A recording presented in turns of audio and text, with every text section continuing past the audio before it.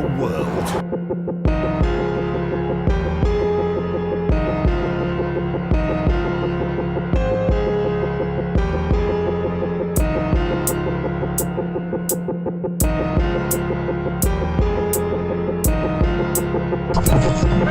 Coming in hot. Ooh, it's so dirty.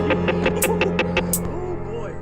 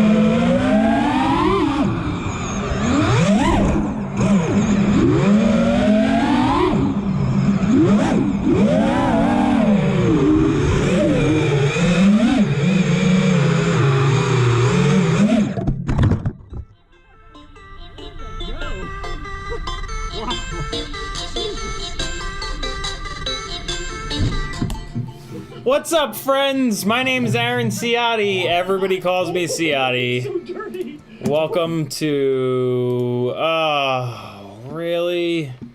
Really? Hold on. Come on. Come on, you can do it.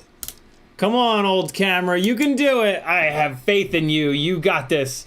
You got this. Turn on. Turn on, you son of a... Yee! Hi, friends. Welcome to Monday giveaways. 4 giveaways tonight at around 11 o'clock. 3 for patrons, 1 for anybody. If you want to get in on the Patreon giveaways, you got to join the either $5, $10, or $20 tiers. It's all broken out over there on the Patreon page, which you can get to through CiottiFPV.com. A bunch of other really cool stuff over there on my website. A whole bunch of ways that you can support me if you like these live streams and you want them to continue. We're going to be playing around and kind of finishing up the Rocinante tonight. I got a whole bunch of work done on it last night and today. It's almost done. It's got a Vista in it now. I've done this wacky little capacitor on the side mount thing again. And yeah, it's got all blue LEDs in the back. I mounted the constant on LED that I usually put on the bottom here. I'm able to mount it to the back of the Vista, which is kind of cool. So it's got this big bright blue light just hammering out the back of it. And then the front LED race wires are red. It's pretty cool looking. So yeah, another super clean build. I ended up putting an Acon flight controller in this, so this is now an all Acon setup. Acon AK32 ESC and 20x20 flight controller on 22 millimeter silver gray standoffs. Big thick boys, big thick 6 millimeter standoffs. This is the Basher rig, so yeah. I like having the bigger standoffs on there. No, I don't. They're too heavy. But they're gray, and I had them. And it's the Rossi, so it needs as much gray as possible. I hope everybody's doing good tonight. If you're not, well, you know, sucks to be you. No. If you're not, hopefully I can help you. But, you know, don't get your hopes up. In the chat, CMYK-FPV was first, Chopper FPV was next, Apache Smoke Wounded Sniper, Kathy McKibben, Slide By FPV, Grizz FPV, Nardog, Zach Lothamer, Dead Chicken, Demo FPV, Beep Tube, Paul McDonald, Halfboard, Dan636, Dead Chicken again, T-Bird, Aber the Ham, Akash, Stu Pitaz, Stu, Domenis. If you want the gangly man to read your name, you got to get into the chat early and say something. If you want to talk directly to me, all you need to do is type CiottiFPV. If you do it, and you spell it correctly, it'll light up an orange, and I'll know you're talking to me. You don't have to put the @ in front of it, but you certainly can, if that's the kind of thing that... Never mind. No matter what I say there, it's going to be horrible. In the chat so far, CMYK tagged me and said, yo, Apache Smoke Wounded Sniper says, good morning from the Netherlands. It's 3:30 a.m. ready and short of awake for the live stream. I can speak English words in the right order sometimes. Slide By says, what's up, collective? Hope you all had a good weekend on Monday. Good luck tonight. Nardog says, what's good? Demo FPV says, hey, CiottiFPV and collective. T-Bird says, what's up, what's up? Coil Locker says, yo, Ciotti and fam, what's up? Dendil the Terrible says, hello, collective. Slim says, what's up? Also, intro flight footage, sweet spot, and pure skills. That's the best spot in Charleston right there. Yo, that was 2019. That was one of the first times that I flew at that bridge. Yeah, so yesterday's live stream at the beginning and end, you got to see KISS flight firmware with Steele's tune and pretty much as good as it could fly at that spot. If you And see, this is back in 2019, right? So this is like Betaflight 357. It's wild to look at the difference between the two. I mean, even back in 2019, yeah, I mean, it's just night and day. Nowadays, it's even more wild because, you know, now we've got anti-gravity, we've got the digital idle. I can't think of the right name of it at the moment. We've got RPM filtering. We've got anti-gravity now. Much better filtering, just in general. So, yeah, back then in 2019, Betaflight and KISS were a lot closer than they are now. Nowadays, if you want Betaflight to fly like KISS, all you do is just turn all the good stuff off. You turn off all those things that I just mentioned. You go back to old school filtering, and it flies just like KISS. So you can save, you know, tons of money and frustration by just doing that. But don't do that. Leave the stuff on that makes the quad fly better and produce better flight footage. You know? KISS is like buying a 60s muscle car. You know, like it's got like nostalgia, and that has a little bit of value, but you know, if you want something that's good, it's not going to be super old typically. What else is going on here in the chat? GrizzFPV says no video. Four little pigs. Just running up some turbines and got some free time to watch. Very cool. Akash says, come one Ciotti, we couldn't see you do the intro. I just, you know, just picture this with the sound that you heard. That's pretty much what you get with me. Frank Nicholas dropping the link to CiottiFPV.com. Freeload, you're dropping the Patreon link. Thank you, fellas. T-Bird says, what antenna is that for the Vista? This is a blue Caddx antenna. I don't know. Both T-Bird and McConnell Studios sent me a whole bunch of DJI stuff. I have no idea where this antenna came from, but it's blue, and it's got a really short little cable on it, which is kind of nice. I hope it lasts, because I don't know of any other blue antennas, and you know, I got all the blue going on. Slide by says, what do you think a good 5-inch freestyle frame, 5-inch frame is for freestyle? You said before you didn't like the Armatan frames. Yeah, stay away from Armatan. Their frames were good back in like 2017, 2018, but they just haven't innovated at all since then, and everybody else's frames have. My preferred frame is the FPV Cycle Glide. It's very inexpensive, and my favorite thing about it is that the arms are exactly strong enough to protect the motors and brake in a really hard hit. So with the Glide frame, what I've found over the last like 3+ years of running it is that I break a lot less $25, $26 motors, and I sacrifice $3 to $4 arms. And I'll take that any day of the week. You know, swapping an arm out when you're out flying is no big deal. Swapping a motor out when you're out flying is a colossal pain in the ass.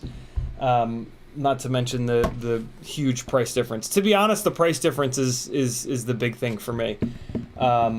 There's a million other things to love about the Glide, but that really is the one big feature. And also a part of that feature, like the arms are my favorite thing about the Glide, I guess is the easiest way to put it. The other really nice thing about the arms is they have more motor protection than any other FPV frame available. So you're typically going to bash this carbon on the arm rather than the motor bell. Once your motor bell hits the concrete, it's game over. Like if it's it's a really slow, soft hit, you might be able to get some more. You might be able to get one more hit out of the motor bell, but for the most part, when the motor bell hits the concrete, it's game over for that.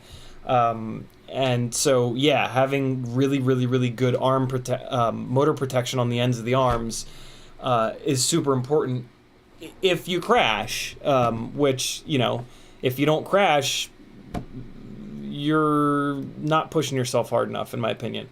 The way to learn and get better quicker is to push yourself to your absolute limit and a little bit beyond, and when you do that, you tend to crash a lot. So if you want to get good, you got to crash. And if you're going to be crashing and you want to be able to keep flying without constantly replacing super expensive motors, yeah. I mean, the Glide frame is literally a big part of the reason that I got as good as I am. It allows me to stay up in the air for longer and spend less money and less time repairing these rigs. So if you want to fly better, fly the Glide frame. I say that jokingly, but like, there's a lot of truth to that. Dragonwing says, hey buddy. Drone Dude 64 says, are you using the plug to connect that ESC to the flight controller? I had a hard hit and broke it off. Luckily, there are pads also. I do typically use the plug headers on the Acon AK32 30x30 ESCs. There actually aren't pads, which is one of the only things that I don't like about it.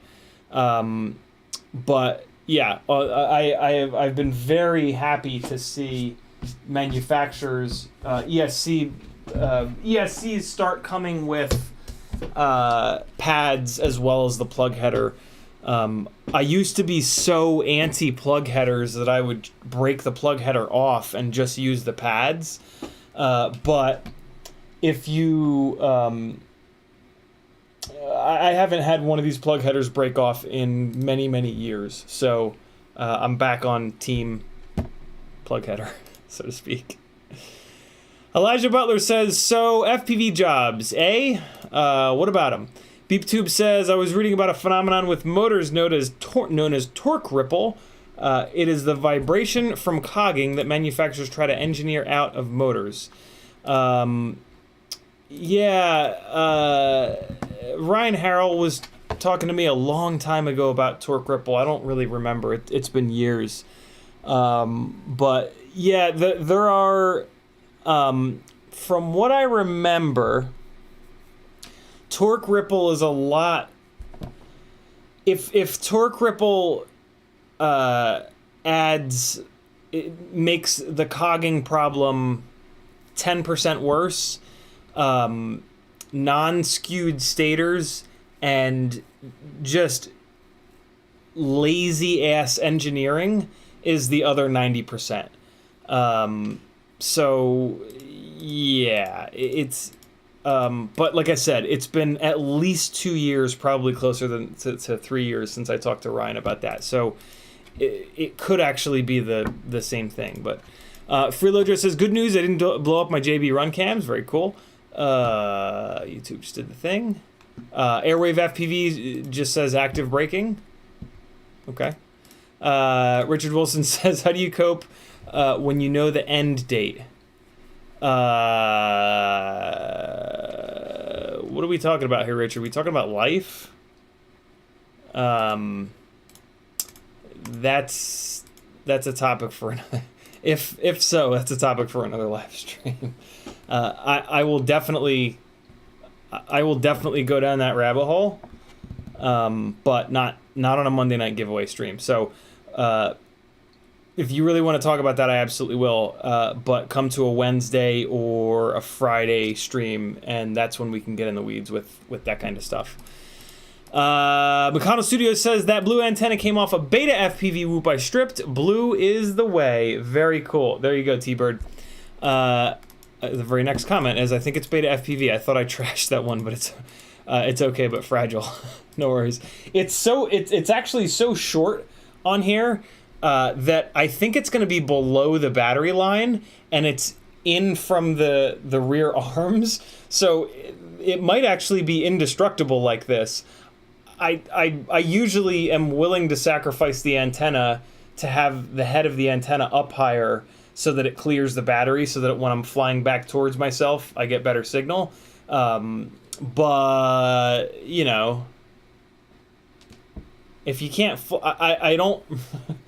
I don't really fly all that great when it comes to freestyle anymore, which is what this frame is. So if you're not going to fly good, you better damn well look good. Akash says, did you test the Axis Flying 22.7 motors yet? I did not, and I will not. I have run a ton of 2207 motors, and I don't like them. They're too heavy, and they actually have too much power. So yeah, you won't see any 2207 motors get really tested for me anytime soon. I've been down that road. They're just not they're not the motor for me. Drone Dude 64 says, yes, I have the 20x20. I think maybe we were talking about ESCs, perhaps. Koi Locker says, have you ever tried the Hyperlight Free Range HD frame from Pyrodrone? I have not. One of the only things I don't like about Pyrodrone is that they had a little bit of a falling out with Bob Ruge, and Bob's frames. So Bob designed the glide frame. for Hyperlight. And after this falling out, this is different though. This free range frame is different. But yeah, after the falling out, Pyrodrone refused to stop selling the glide frame as a Hyperlight frame, and I don't like that. I don't think that's cool. So yeah, I don't support Hyperlight frames. But this is interesting. I don't know. People have tried this aluminum base plate thing before, and it hasn't worked out. So I'm not into that. I'm also very not into this center standoff here. This has been done before, and it is not a good idea. So I would stay away from this frame, if I'm totally honest. Maybe it's great, but I highly doubt it. I highly doubt that between this aluminum rear section of the base plate and this front center standoff here, I have a feeling that one of those two things or both are going to be not as durable as, sort of like what has now kind of become like standard frame design, right? Like when 99% of frames are designed one way, and then there's all these kind of like wacky frames. Like, I know there's this tendency to be like, oh, maybe the wacky frame is the way, and it's going to be better. But what you want to realize is that there's an awful lot of people in this hobby. So like, if that frame was the way and it was like noticeably better, lots of people would be flying it, and they're not. So I know it's kind of boring to go with what's popular, but things become popular for a very good reason. So yeah, it's, believe me, I understand the urge to want to try different stuff and find that magical thing that's cheaper and better or whatever. But I can count on one hand how many times in my 40 years on this earth that has ever worked out well. And I don't have nearly enough fingers or toes to count how many times that hasn't worked well for me. So, yeah. Demo FPV says, did you say you had a Facebook group for mental health, or am I thinking of something else? Yep, if you go to CiottiFPV.com, scroll down, it's called FPV Therapy on Facebook. You can also just search for it. Somebody else also made a group called FPV Therapy. There's hardly anybody in there, though, and that's not an actual group about mental health. That's just a stupid rip on the name of like, oh, FPV is my therapy. Here's a flight video. This was my therapy for the day. Like that's not what my group is at all. My group is getting down and dirty with mental health, the really scary shit, and the trying to support each other's shit. But there's probably some shit in there that is going to be very triggering. I've made it a point to post as much as I possibly can comfortably on the open internet in there about my journey through mental health. And some of it's real dark. So be warned. But it's really good info, and it's, it's stuff that you probably need to read if you or anyone around you has mental health issues. So push yourself to kind of read that stuff. The other amazing resource that is 100% like really changed my life here on YouTube is Healthy Gamer GG. If a mod can drop a link to Healthy Gamer, I would love that. Dr. Kanoja is our age, a little bit younger than us, but still, he's not a boomer. So he's much more understanding of mainly video gamers, but our, sort of our generation and the generations before us, or the generations that are younger than us. And it's just a whole different thing. Like hearing him talk about mental health and explain some of these things and talk to. One of the things that he does that's extra brilliant, if you've got the time, is he interviews live streamers, really popular Twitch video gaming live streamers, and it's wild. Like, he has a lot of really good content, just like talking about specific issues, and that stuff is great, and you can get 20-30 minute episodes, and they're awesome. But there are like 2-hour long interviews with live streamers on his channel that are just like groundbreaking shit, and you will hear them say things that you're like, oh my god, that's me. And then it's just magic hearing him kind of go through it and make sense of it, and it's a really big deal. So and also keep in mind, guys, that roughly 1 in 5 or so people struggles with mental health issues. So if you know more than 5 people on Earth, then you know somebody that's going through it. So learn about it, and you'll be more of an ally to them. And I promise you that they will really, really, really appreciate that more than you could possibly understand.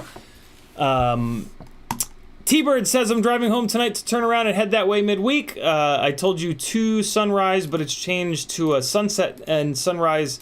Luke is going to come with me. Very, very cool. I still don't know what's going on this week, T-Bird. I did crash the goddamn Tooth Fairy 2 today, and I broke 2 of the 3D printed ducts. It's doing something really weird. I think it's going to need an ESC swap. But I don't know. I was trying to log it, and a motor dropped out, and I wasn't high enough in the air to catch it. And I'm very annoyed about that right now. But I'd rather that happen here than at the live flying gig. So I'm glad that I'm weirdly glad that it happened. I'm just annoyed. Abraham says the Xylo axes are blue, if that's your thing. Nice, Aber. Thank you for the reminder. I'm actually probably doing a CiottiFPV order. UFL Xylo. Will that find it? Yep, there it is. In stock and cheap. Awesome, awesome, awesome. Good thinking, my man. FPV Tracker says, make sure that's a left-hand polarized antenna for the Vista. It has an L on it, so it should be. I would assume, though, that all Vista antennas are left-hand circular polarized, right? Since like all the DJI stuff is left-hand circular polarized. Have they ever included right-hand? That would be confusing. YouTube just did the thing again, scrolling back up. Come on. Steve Sexton says, what are your thoughts on the AOS 5 frame? I've heard good things about it from like a black box standpoint. I've heard bad things about it from a quality of life, like living with it, crashing with it, repairing it, stuff like that standpoint. And to be completely honest, I would much rather have a frame that... so the Glide, for example. So the Glide is nowhere near as good at abating vibrations, but it's a much better frame in kind of all other ways. That sounds kind of harsh, but yeah, the Glide frame is a real winner. I'm really happy to see that that there's an AOS 5.2 or whatever, like a second version, V2 of the AOS 5 frame, because it looks like Chris has addressed some of the inherent live-withing problems from the original frame. And that's not like none of this is a ding on Chris. Like every single time that anyone has come out with their first frame, there's a bunch of things that get overlooked, and it's not a nightmare, but like it's a little bit of a mess.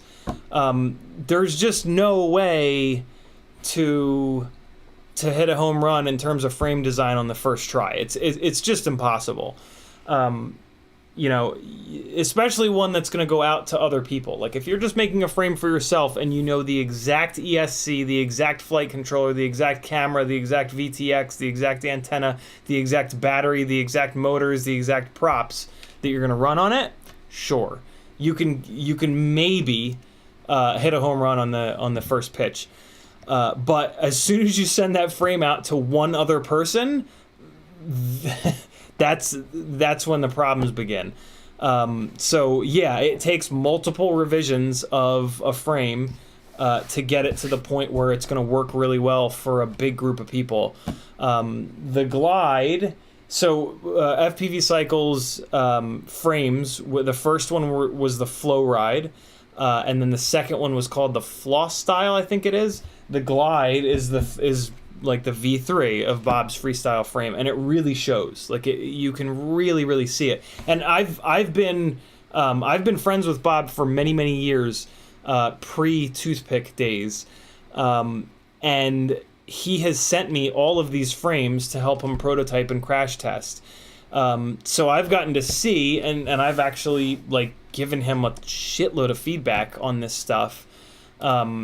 To help with that, and it really shows. Like there are just all these different things about the Glide frame that like once you live with it for 6 months to a year and bash the shit out of it, you know, it just makes a really big difference. It's these, there's just a million like stupid little things that if you have like the perfectly weird combination of parts in that build, or not even, I mean sometimes it's just hard to get the third screw out of the top plate out of a frame. And it's like, you know, when you're building it, it's just like, oh, whatever, who cares? Well, then once you start crashing it and you need to take the top plate off 50 or 100 times, it's like, wow, I want to kill myself because this third screw is hard to get to. You know what I mean? Like, so it's like all these stupid ass little things that can just drive you insane. At least they drive me insane. Maybe they don't drive anybody else insane, but they drive me nuts because the more time that I'm working on a rig, the less time I'm flying the rig. So these like quality of life issues with frames are a huge deal for me because I want to get good at flying and I want to spend my time flying rather than fucking around and you know, turning wrenches and nut drivers. That's what she said. Glenn Burnett says, "Hola, senior gangles." Other than that, I mean, it's a hell of a first attempt. It's shocking how good it is for a first attempt, and I'm sure the V2 is going to be a lot better. Demenis says, "I might be getting some drone work, but I need a Cinewhoop I can fly around people and still carry a decent action cam. Also, I need to fly indoors, so smaller than 5-inch. Recommendations?" Cinesplore, in my opinion, is as good as it gets. I've seen most of the Cinewhoop frames out there, and none of them can hold a candle to the Cinesplore by FPV Cycle. So that's really the only. I literally cannot recommend a single other Cinewhoop frame. That's how much better it is. So yeah. Abraham says, "I think after Ross's ordeal, it's pretty plain to see if there was a falling out with Rugi. It's likely that he was the asshole." There was. I don't think.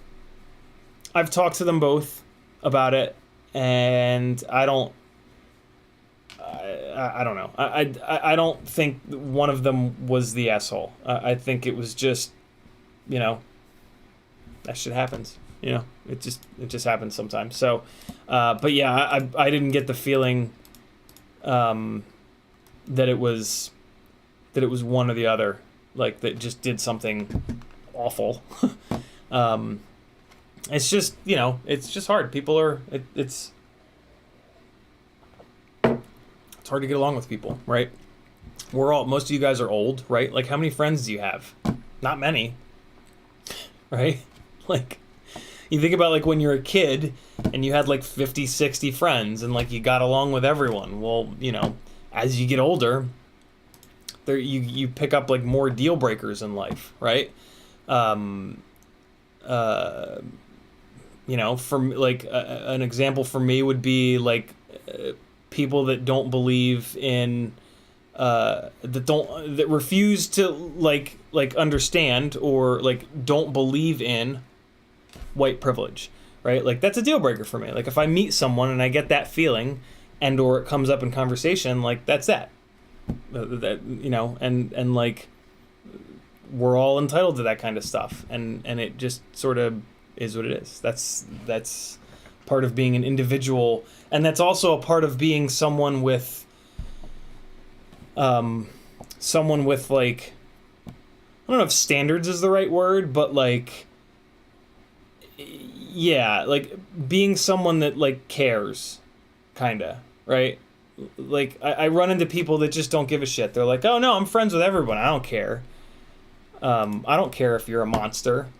And I'm like, Jesus, okay. That ain't me. And hopefully, I don't know. But yeah, that was sort of the feeling that I got from it. But I don't know, I could be wrong. Akash says, I'm building an Apex clone. Should I go Velox V2 2306 or Veloce 2306 and a half? I mean, they're both basically the same motor. Just one of them's a little bit bigger. So if you want a little bit more power, get the bigger motor. If you want a little bit lighter weight, get the smaller motor. Lightweight is going to be more like alive in the air, and you're going to have better throttle resolution with the lower power setup. The bigger motor is going to be a little bit fatter in the air, a little bit slower, but it's going to have more power. So if you're going to fly in gigantic areas, the bigger motor might be a better bet for you. In my opinion, though, for me, it's all about lightweight. Lightweight has... people seem to forget that we're flying.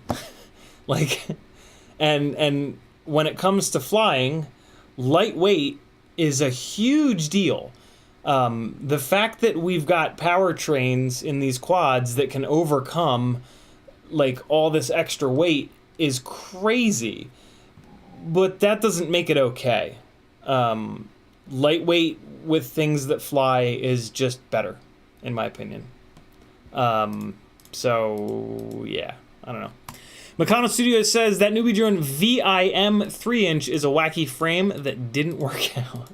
Yeah, wacky frame. That's the other thing about wacky frames, is it's like, oh, this is so cool, this is definitely the one, and then even like when you're building it, it's just like, oh, what have I done? If you guys want to see that live, watch the past couple of streams from like 2 weeks ago where I built the Tooth Fairy 2. On multiple occasions during the Tooth Fairy 2 build, I had moments where I was like, fuck. Oh. I should have just stuck with the Cinesplorer frame. And yeah, after the Maiden today, I'm feeling like that yet again. Because the crash was not the only problem. The rig is not flying right. It could be because of whatever the hell this weirdness is that caused the crash, which is that on, I believe it's left-hand rolls, one of the motors drops out. And it's also getting upset at like 3/4 throttle and making a very strange noise. So it you know, the big problem is that, yeah, during left rolls, the one motor just shuts off. I don't know which motor. I think it's the right rear. But yeah, I got to troubleshoot that first, and then if the other problem still exists, then I'll troubleshoot that. That's actually kind of an important point. If you have a rig that's got more than one issue, troubleshoot the biggest issue first, always, because the bigger issue might fix, even if they don't seem related, the bigger issue might fix the other issue. So always prioritize that, and the biggest problem, attack that first, and maybe that'll fix some of the other issues. That just comes from, you know, years and years and years and years and years of troubleshooting issues with quads. Glenn Burnett says, have you seen the 1002 RCN Power Motors? I have. I saw them a while ago actually, but I wasn't allowed to say anything. They're interesting. I don't really know what they're for. 0802s and 0702s are certainly seeming like the best bet for 65 millimeter freestyle whoops. 75 millimeter whoops seem to really dig an 0803. Getting the stator height from 2 millimeters to 3 millimeters is a really big deal. And it's a much bigger deal than increasing the width of the stator.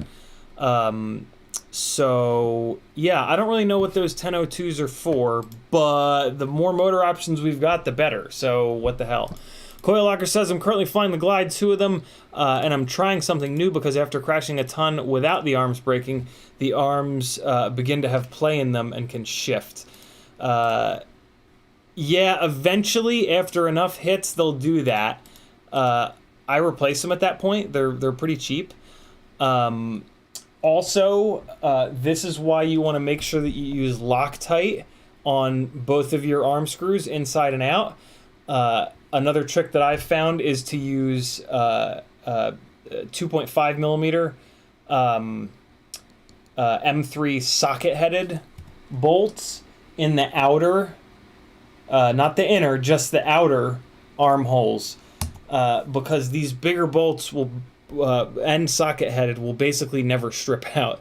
So you can take an M2.5 driver and just hammer these fuckers. And you always want to make sure that these outer ones are hammered. These ones will loosen up, even with Loctite. The other trick with, speaking of Loctite, is you're going to put Loctite on once, they're going to still back out a little bit. You're going to put Loctite on it again, they're going to still eventually back out. You're going to put Loctite on a third time, and then it's going to really kind of get in there, and they'll start to stop backing out. But you got to make sure that those outer arm bolts are tight. That's a big deal. It's not just the Glide frame, that's all frames. With the Glide frame, it's particularly important, though, because the rear arms connect to just each other, and the front arms connect to just each other. And it's like that so that this can be a true X frame. On a squished X frame that has worse torque on the pitch axis, they can make all 4 arms meet in the middle. It's heavier to do it that way, but it reduces that problem a little bit. I'll take a lighter weight frame with a better frame geometry and just crank those screws down. That's no big deal for me. Zach Lothamer says, Demo FPV, there is also an FPV therapy channel in CiottiFPV's Discord. Yes, there is. I don't know if it's a Patreon only channel in the Discord. It might be, because you got to be a little careful with mental health stuff and like the open internet. Jobs will search for your name on Google, and if they find mental health related stuff, they won't hire you, which is extra evil. But to be totally honest, I kind of don't blame them. If I was going to hire somebody, I don't know. I'll just say it. If I was going to hire somebody and there were 2 candidates and they were both equally qualified and one of them had mental health problems and the other one didn't, I'd hire the one that doesn't. That sucks. I never really thought about that. And that sucks. But that's just the truth. Like, I don't know. Maybe I wouldn't. Maybe I would.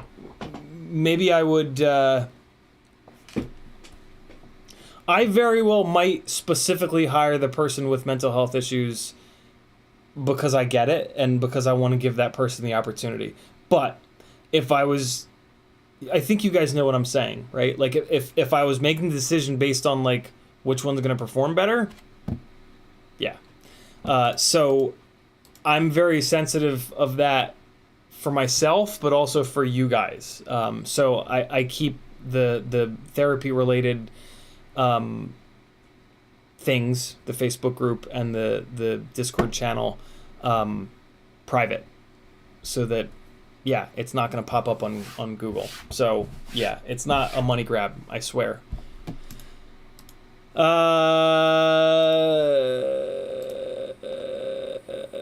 Coil Locker says, plus FPV Cycle doesn't have any glide parts in stock. Yeah, that's one of the problems, unfortunately. Richard Wilson says, I'm a boomer, LMFAO, but I'm a gamer too.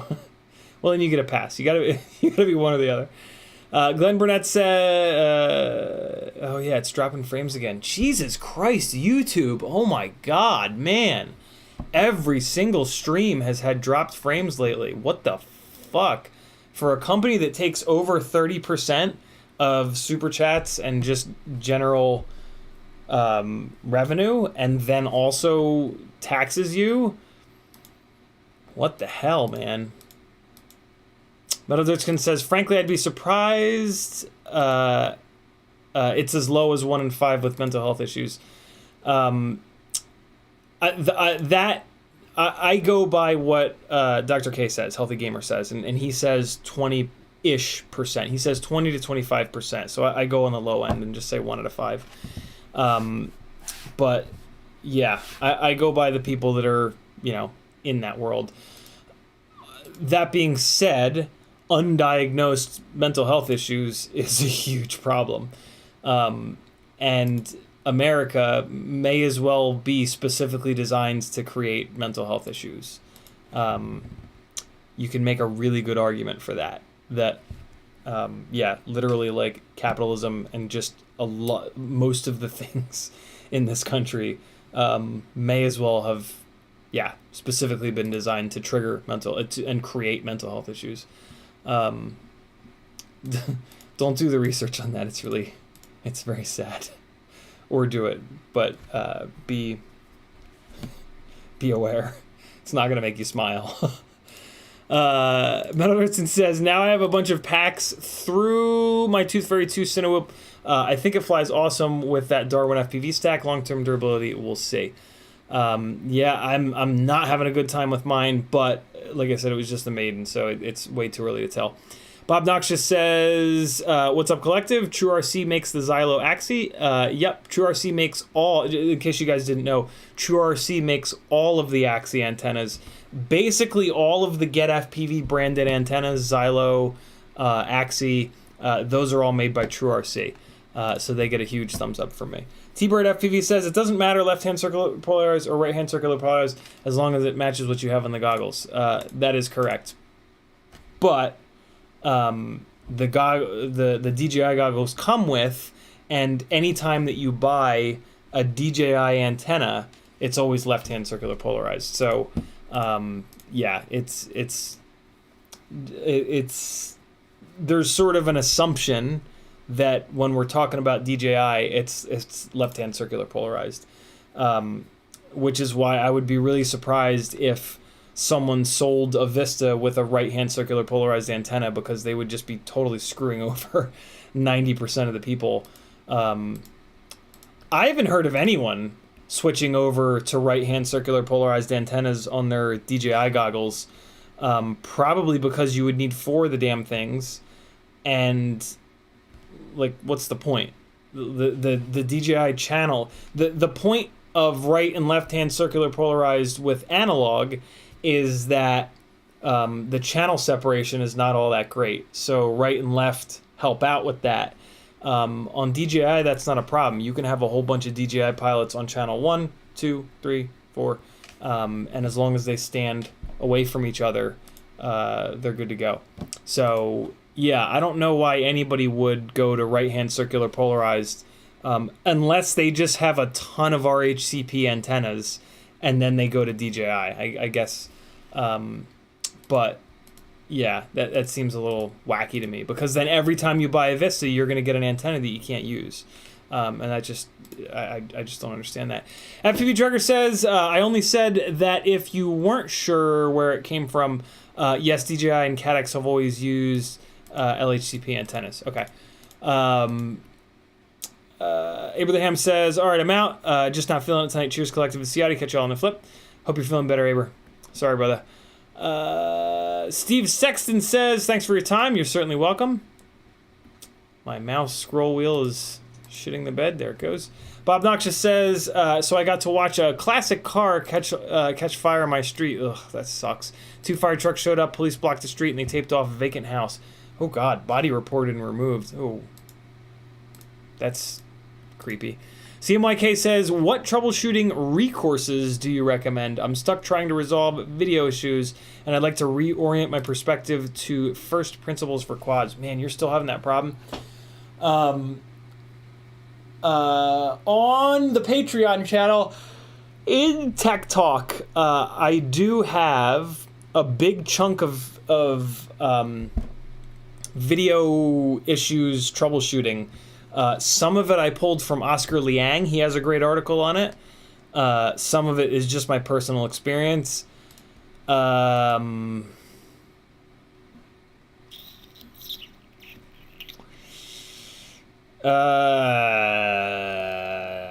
I get like full blown stumped, I just start replacing shit. Like, and that comes out of like kind of I don't have time to keep being stumped. And it's kind of throwing money at the problem, but at the same time, everything is going to break anyway.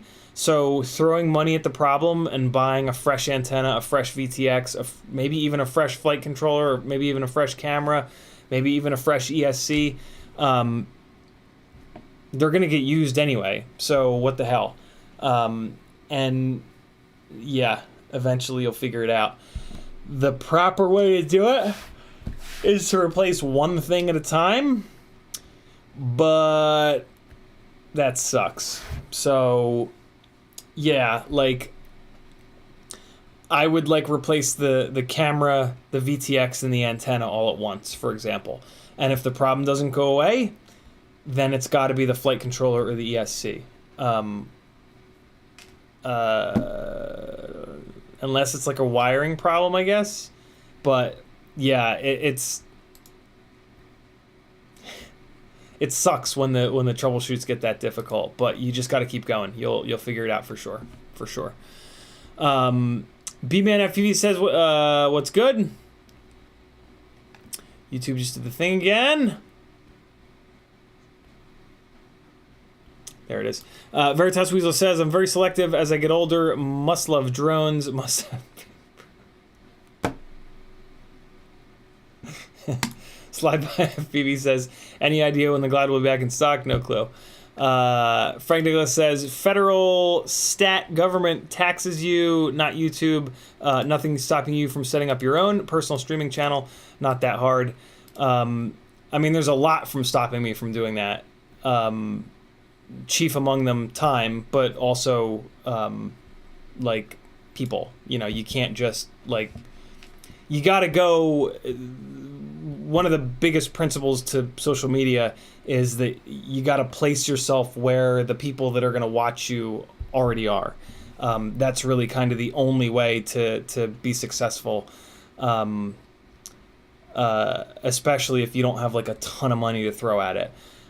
So yeah, there's a lot of things stopping me, unfortunately. If it was easy, I would have done it by now. And if it was easy, everybody would do it. Kaiser Soze says, I run RHCP antennas on DJI. Already had the antennas for my goggles. There we go. Okay. I was wondering if somebody out there was going to say that. Thank you, Kaiser. Eric Grepboy Toft with a $40 super chat. Dude, thank you. He says, more for a Vista DJI, Jesus. DJI rocks. Thank you so much, dude. Holy shit. 47 goes to 87. Look at that. Eric Toft. Talk to you tomorrow, brother. Iric is on the Ultimate Shopping List team with Joshua and I, and yeah, we have our calls on Tuesday are always a blast. Joshua keeps joking that he's gonna like record the Zoom calls and put them up as like Discord only content, because like we'll be talking shit on people and like it's pretty funny, but yeah, it wouldn't God forbid he did that, we would all get in trouble. Freelojo dropping the Patreon link, thank you, dude. CMYK says resources. What's that in reference to? CMYK. Frank Lickle says, I don't buy into social media. If it's too hard to roll your own, then why complain about YouTube taking their part? I don't know. I guess it's just the easy thing to do. And sometimes I have to take the easy way out. I do things the hard way as often as I possibly can. But man, that gets exhausting. So sometimes, you know, you just got to take the easy way out. Maybe that makes me a shitty person. If so, you know, I'm okay with it. I'm at peace with it. I'm at peace with who I am. CiottiFPV says, in the Facebook group, Bob said Glide should be stocked soon. Awesome, Athix. Thank you for that. All right, cool. It is 10:56. We can... Let's dive into the giveaways. What do you say? Okay, so since I'm still on single monitor life, I need to click some buttons. First step, jack up your car. Let me refresh all these windows. If you get a couple dropped frames, just muddle through if you don't mind. Okay, all these windows are refreshing. Family Giver says, you're cool. Just wanted to let you know, my gangly friend. Thank you, brother. All right. And here we go. So let me kick these CSVs out. And then I can throw them on these wheels. Shouldn't take very long since I'm focused on doing it. Once I get the Mac Mini up, and I'm back on double monitor life, I'll be able to play your guys' videos again while I'm doing this right now. Basically, just setting up the giveaways. But at the moment, you're just going to have to look at me looking at my other screen here to do this. Easy, right, 9? What's easy with that word? That's such a harsh word. My God. Okay, there we go with that. All right, halfway done. Halfway done. Here we go. All right. 1, 2, 3. So it's going into this one. And then here's the last one. Okay. All right. Oh, hey, by the way, let me launch my email. A couple shout outs to give to new patrons. But first, let me just really quickly hit paste and paste and paste. There we go. All right, cool. Holy hell, Richard Wilson, new patron. Richard Wilson will be included on the with the tier that he joined. He will be included in the intro to all of my live streams. Richard, thank you so much, dude. Super generous. God damn, brother. Who else do we have here? Zach Lothamer, welcome to the collective as well, my man. And then we've got a little bit of Justin Bryce. Welcome to the madness. I leave these emails unread so that I can give folks shout outs. And then Ryan Jones, I think he was the last one that I was holding on to there. Welcome to the collective, brother. Thank you guys so much for joining the Patreon. It really took a battering in January, February, March. But it's starting to come back, which is pretty awesome. So yeah, I hope you guys are enjoying the extra stuff that I put into the Patreon. I try really hard to make it worth your guys' money. I take it really seriously. You know, like I've been broke for a long time. So yeah, every of your hard-earned dollars, I want to always feel like I'm working for and giving you a good sort of return on that. And a part of that is if there's something that I'm not doing that you guys want to see, or if there's something that I'm doing that doesn't do anything for you, do me a favor and let me know. So I called this out yesterday. I'm going to call it out again today. I noticed on my phone the newest version of YouTube will, not just YouTube Premium, regular old YouTube, it will play just the audio. So if you pull one of my streams up on your phone on YouTube, you can just hit the hold button to shut your phone screen off, and it'll just keep playing the audio. Because of that, I think I'm going to stop wasting my time creating the audio versions of the streams over on Patreon. That takes it takes hours and hours and hours to do that. I don't think there's any reason for me to do it at this point, but if there is, please let me know. And if it's more than like one of you guys, I'll still do it. But I would love to not do that anymore. You know what I mean? Because that'll open up time that I can put into other shit that you guys will get more value out of. You know what I mean?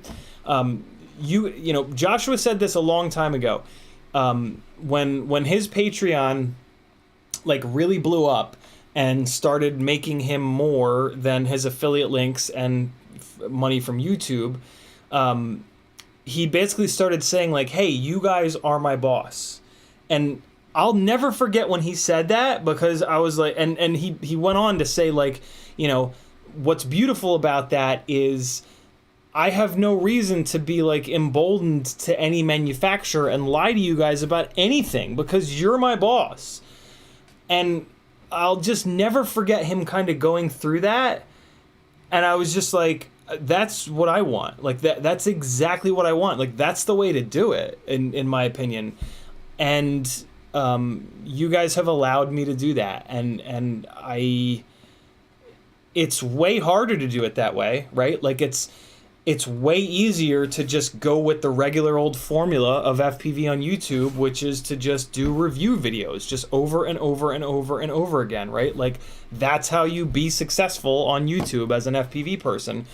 But it's very hard to do that and also be 100% objective all the time, because if somebody sends you, if a manufacturer sends you a couple of shitty products in a row and you tell the truth and rag on those products, they're gonna stop sending you products. And like that's, you just know that, and that just like that just affects you, right? There's no way for that not to affect you. So yeah, I gotta get caught up on chat before we dive into the giveaway, so let me really quickly knock that out. Dan Richmond says, I second that. CiottiFPV is cool. Thank you, dude. B-Man says it's okay. He's from another country. It's only super naughty here. Freelojo says, it's always worth my dude. Thank you, brother. Frank Nicholas says, if it takes hours to make audio-only versions of YouTube, then there's something broken in the process, and you're putting all your eggs in Google's basket. If you've got a better way of doing it, a quicker way of doing it, Frank, I am all ears. But I have been doing it for over a year, and I have found every efficiency that I possibly can. So, yeah, maybe you've been doing it for 2 or 3 years, though. I would love if there was a better way of doing it. But like I was talking about a minute ago, I don't think there's a reason for me to do it anymore, so that's an even better solution. You know what I'm saying? And in terms of me putting all my eggs in Google's basket, I don't really know what else to do. So if you have a better way of, doing what I do, definitely let me know. I'm all ears. If anybody, I always say that if you guys are more experienced than I am in something, and you're willing to take the time to help me out, I love that. That's very, very cool of you.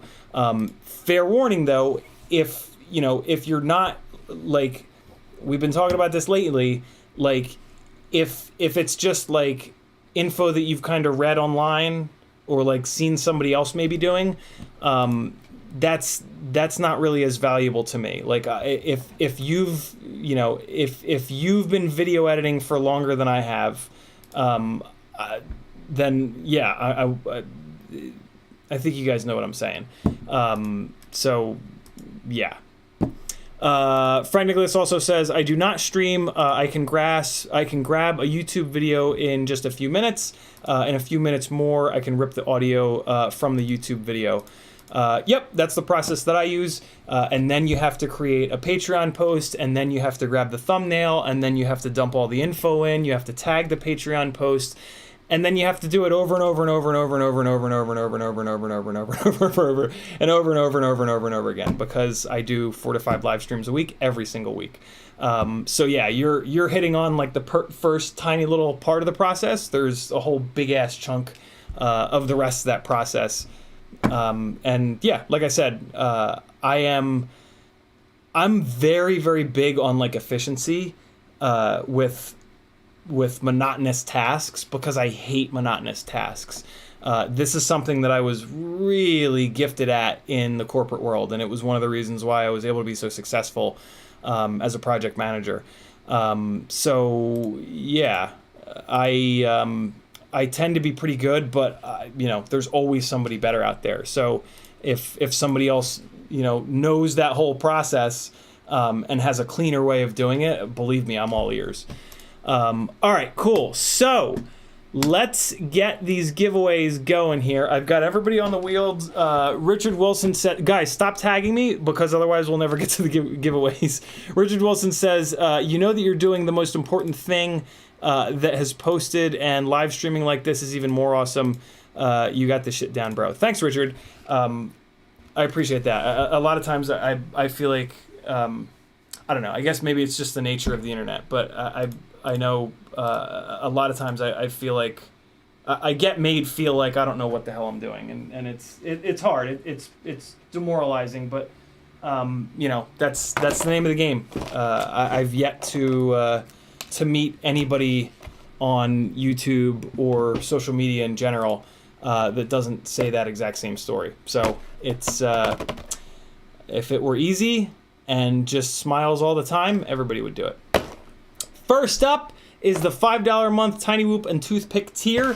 We've got a 75mm frame from Beta FPV.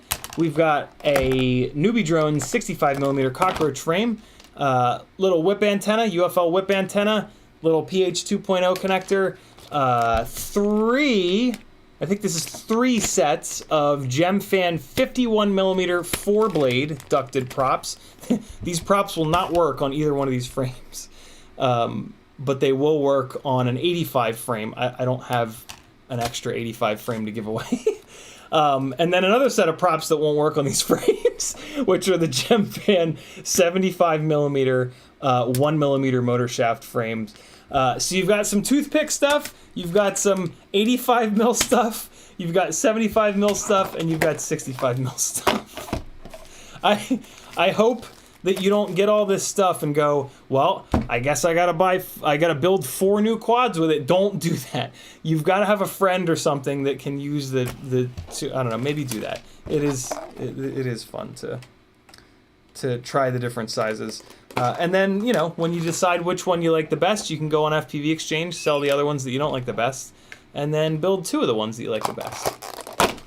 All right, so first up, we got this tier here. We're going to come on over like this, and so here's the list of names. I'm going to go through this quickly because you guys can pause and rewind. And oh, come on now. You guys can pause and rewind and whatnot.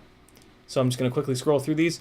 But if you go on Patreon and you're on the $5 or up tier and it says active and you're able to get on my Patreon channel, then you're on here. So there it is. We're going to click submit. And then Pokey FPV's awesome little FPV raffle thing is going to load here. So let me quickly just change this setting to 5. And we'll leave it on there. And we're going to hit save. There's everybody's names. Let's see what happens when I click the button. The quad spins and blows all the tickets away other than one. If you still see your name, there it is, Gator FPV. Congratulations. You have won a whole bunch of Tiny Whoop stuff that might cost you more money than you wanted it to. But hopefully you've got, like, I don't know, friends that maybe want to trade with you. Or if you're just a complete lunatic, like most of us, you'll do one build of every single prop size, because I'll be damned if I don't learn what the positives are of every single possible thing on Earth.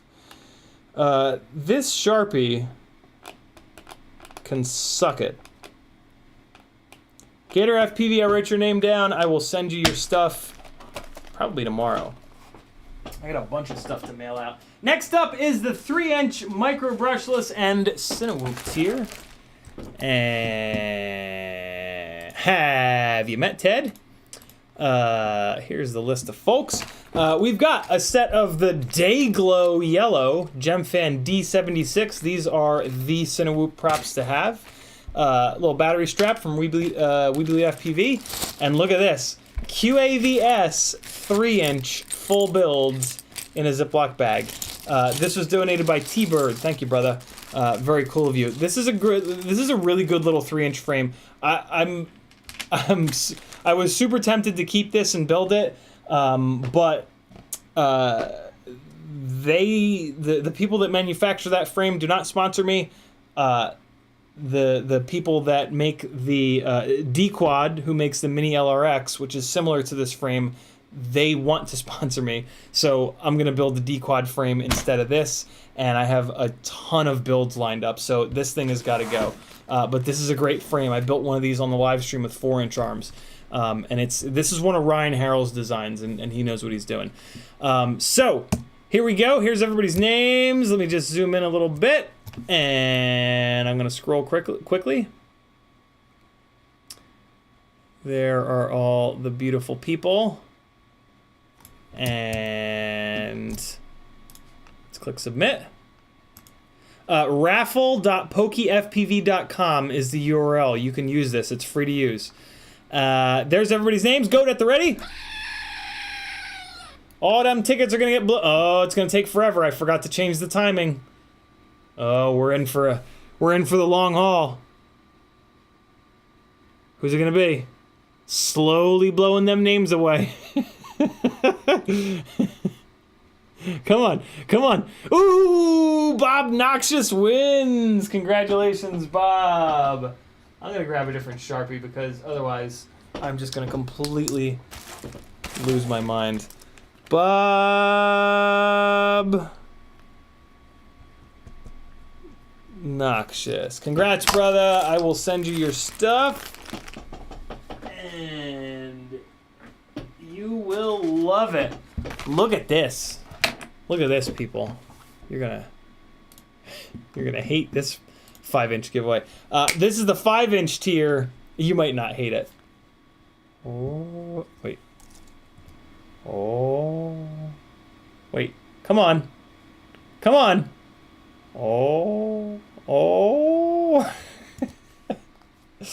This is a shiny new FETEC ESC with the capacitor and the little breakout cable thing. And also a set of GemFan Flash 5149 by 3s. I think this is like 3 or 4 sets in here. This bag is packed full of them. Somebody is going to get to experience KISS. I know I talk shit about KISS a lot, but it's a fun experience. I got to be honest.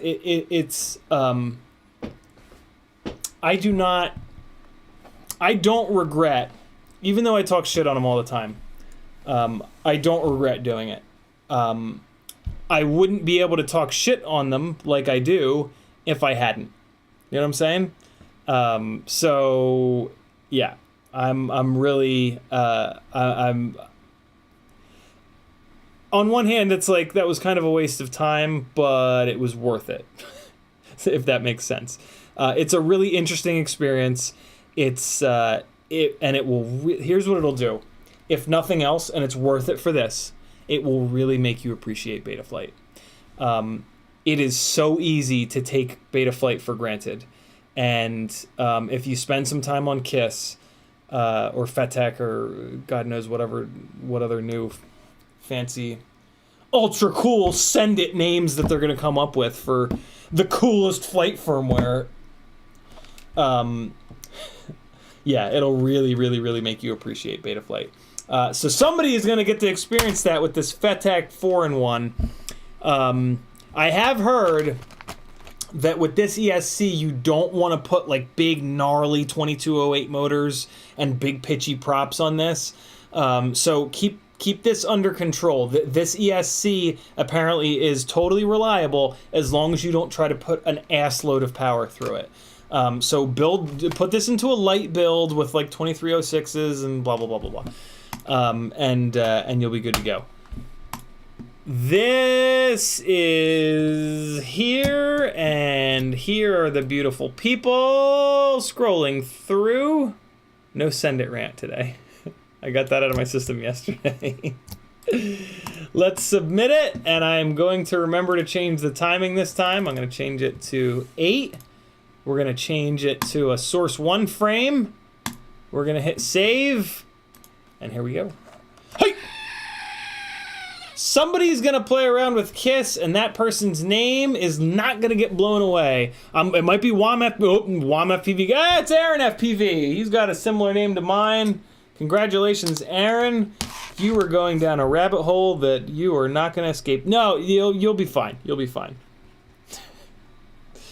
Aaron FPV. Congratulations, my man. Congratulations on having a name that sounds just like mine and for winning this giveaway. Next up is the Super Chat and PayPal based giveaway. And man, I've got a whole bunch of stuff for this one. Let me get it all up on the desk. There's a couple choose your own, choose what fits you best options in here. Talk about them in a second here. Let me get this down from full screen. All right, cool. So this is the Super Chat and PayPal based giveaway. In order to get on this giveaway, it's $5 to get on the wheel once, $10 to get on the wheel 2 times. That's it. You can do a Super Chat here in YouTube. They'll take 30%. Or you can go to CiottiFPV.com, scroll down, there's a PayPal button. They will not take 30%. It's totally up to you. I'm okay with it either way. You're going to get to pick like either or from a bunch of this stuff. Because like, for example, this Pyrodrone DJI specific goggle foam, if you're on analog, you're not going to want this. So it's basically going to be, yeah, you're going to, last time it was a lot of like this or this. This time it's going to be a little bit less of that. But I think it's basically going to be like pick 5 of these things. Because there's 1, 2, 3, 4, 5, 6, 7. Yeah, there's 7 things. So it's going to be pick 4. How about that? It's going to be pick 4 of these things. Pyrodrone olive drab green goggle foam. Brain 3D, beautiful hat. This is like one of these amazing flex fit hats with like the perforated like super soft material and the print. I mean, come on, Brain 3D's logo is super dope. Vifly XT30 discharger, little tiny discharger. Love these things. This you're gonna get no matter what. Little Brain 3D keychain. Look at the printing on this. It's just gorgeous. That multicolor printing, yo. How do they do it? You're getting this no matter what. Vifly Short Saver 2.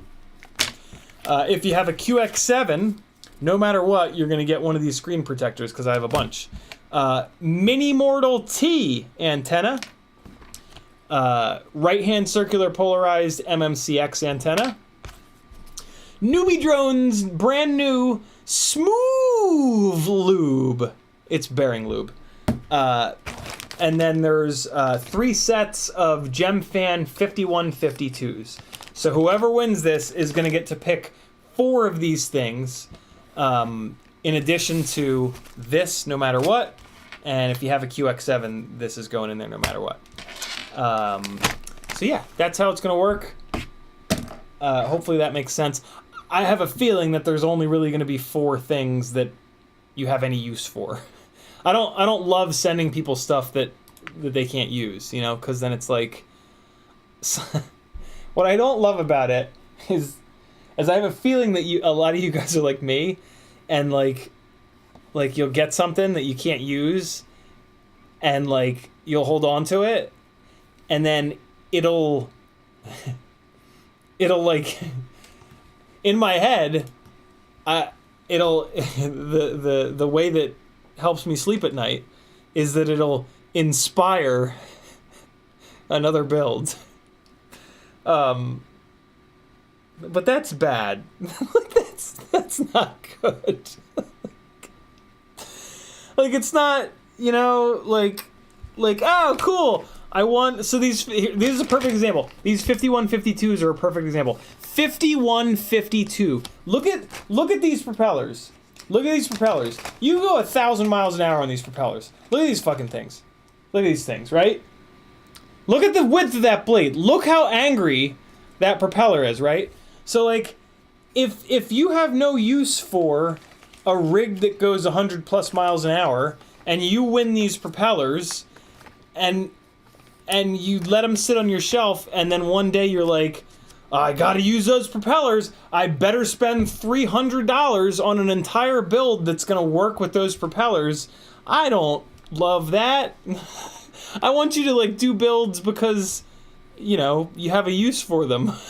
So like sometimes, I don't know, sometimes I feel bad. Jackalope, I did not. No, I'm backed up on giveaways. I ran out of paper. I'm gonna spend hours and hours and hours doing shipping things because I have a bunch of Etsy orders to send out as well. FPV Trucker has gone to bed. I hope he dreams of flying.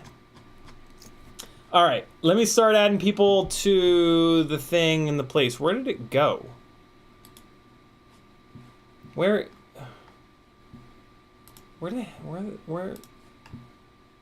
This whole one monitor shit is for the fucking birds. Where did it? There it is. Okay. Here it is. All right, great. So let me knock out these super chats first, and then I'll go into my email. Riot9 with a 666 Australian. He says, actually have more than 70 cents to live off this week. Nothing but super chat working sad face. Reroll. Thank you, Riot9. Everybody thank Riot9. He's putting reroll on the wheel. Anybody who gets in on this could benefit from that. Very cool of you, Riot. Blinda Binda and CMYK. Are on that PayPal train. I'll get to that once I knock out these super chats. Aber the Ham with a $9.99 super chat. He decided to hang in.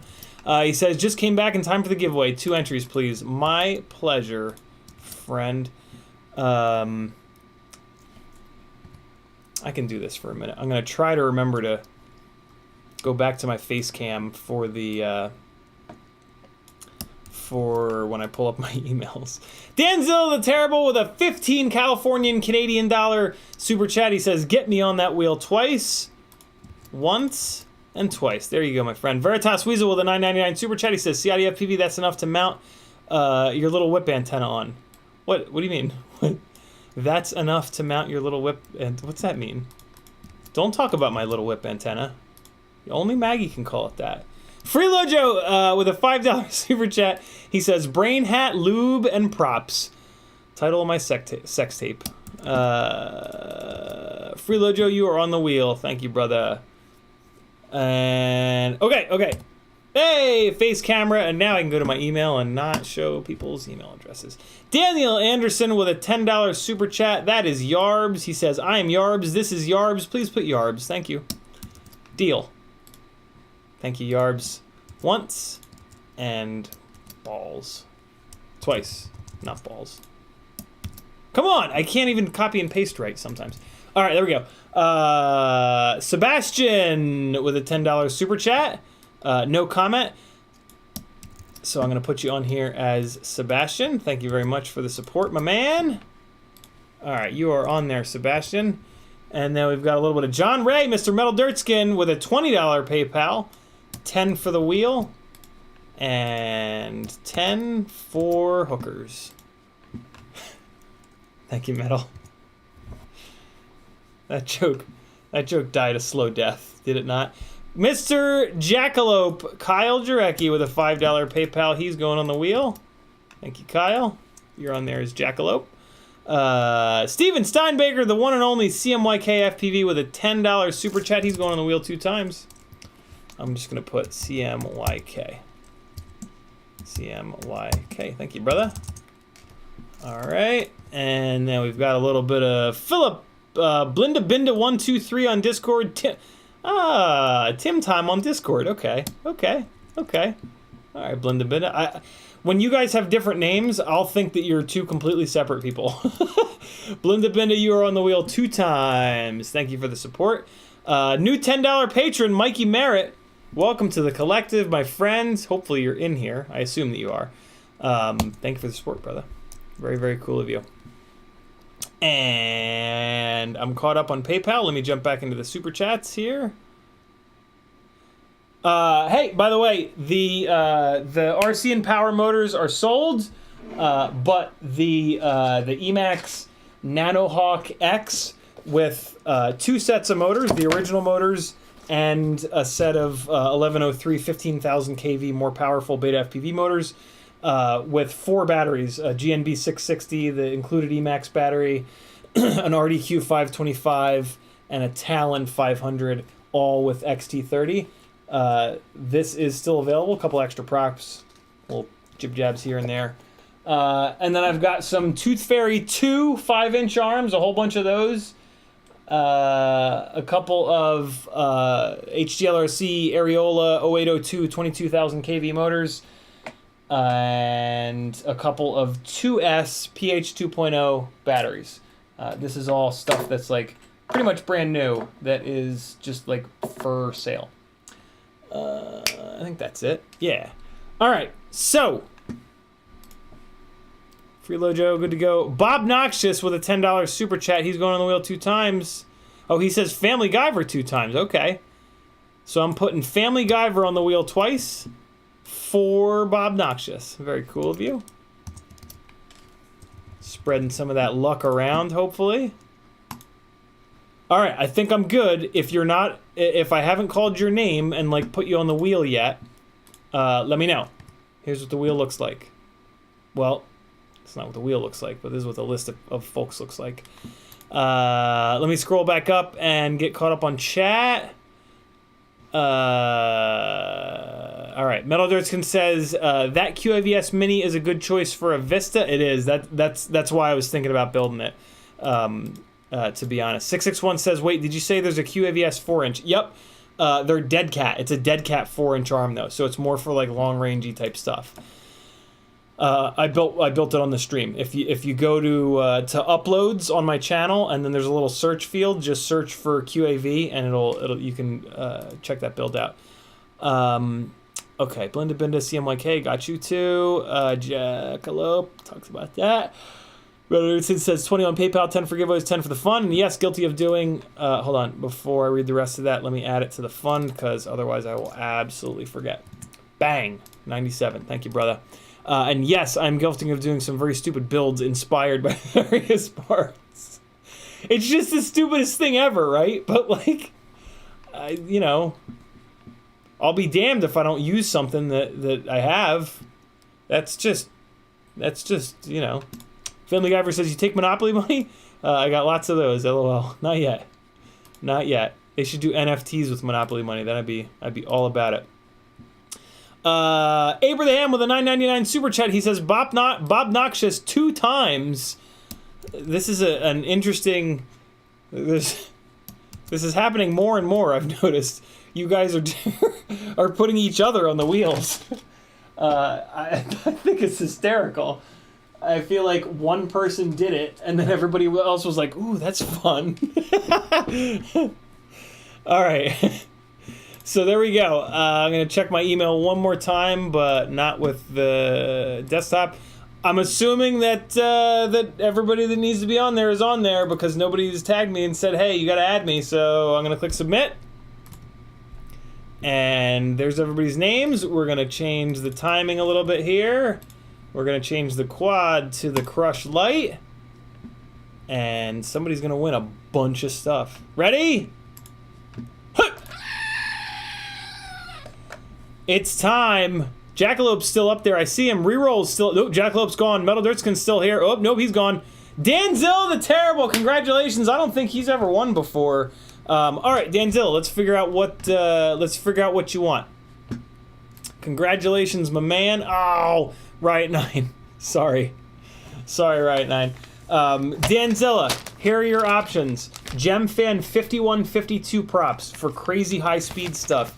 If you have a QX7, type QX7, you get this. It's a screen protector. No matter what, you get this Brain 3D keychain. There's a Vifly Short Stopper 2. There's a Vifly Discharger for XT30. There is Pyrodrone Smooth Lube. It's bearing lube. There's an MMCX right-hand circular polarized True RC antenna. There's a Mini Mortal T. There is a Brain 3D hat that is just gorgeous. And there is a set of Pyrodrone Olive Drab Max Comfort Goggle Foam. Pick 4, and they're all yours, excluding the things that I said that you get no matter what. And then I'll write your name down on some stuff and mail it to you. Back to Q&A. I'm caught up on the chat. It's 11:30. Cool. We'll have time to get the Q&A rolling. I'm going to show you guys the Rossi over here. Turned out really nice. And we'll fire it up so you can see the blue and red lights. It looks pretty rad. I'm super happy with it. And yeah, then we'll wrap this up. Tomorrow, the first thing that I need to do tomorrow is try to get a handle on the Tooth Fairy 2, because that is one of the rigs that I was supposed to be flying at this live event. All right, cool. But then, if I can get that figured out, I might be doing this QAVS 2.5-inch oddball QAV Cine, not QAVS build. Danzilla the Terrible says, hat, goggles, short stopper, Mini Mortal T. Awesome.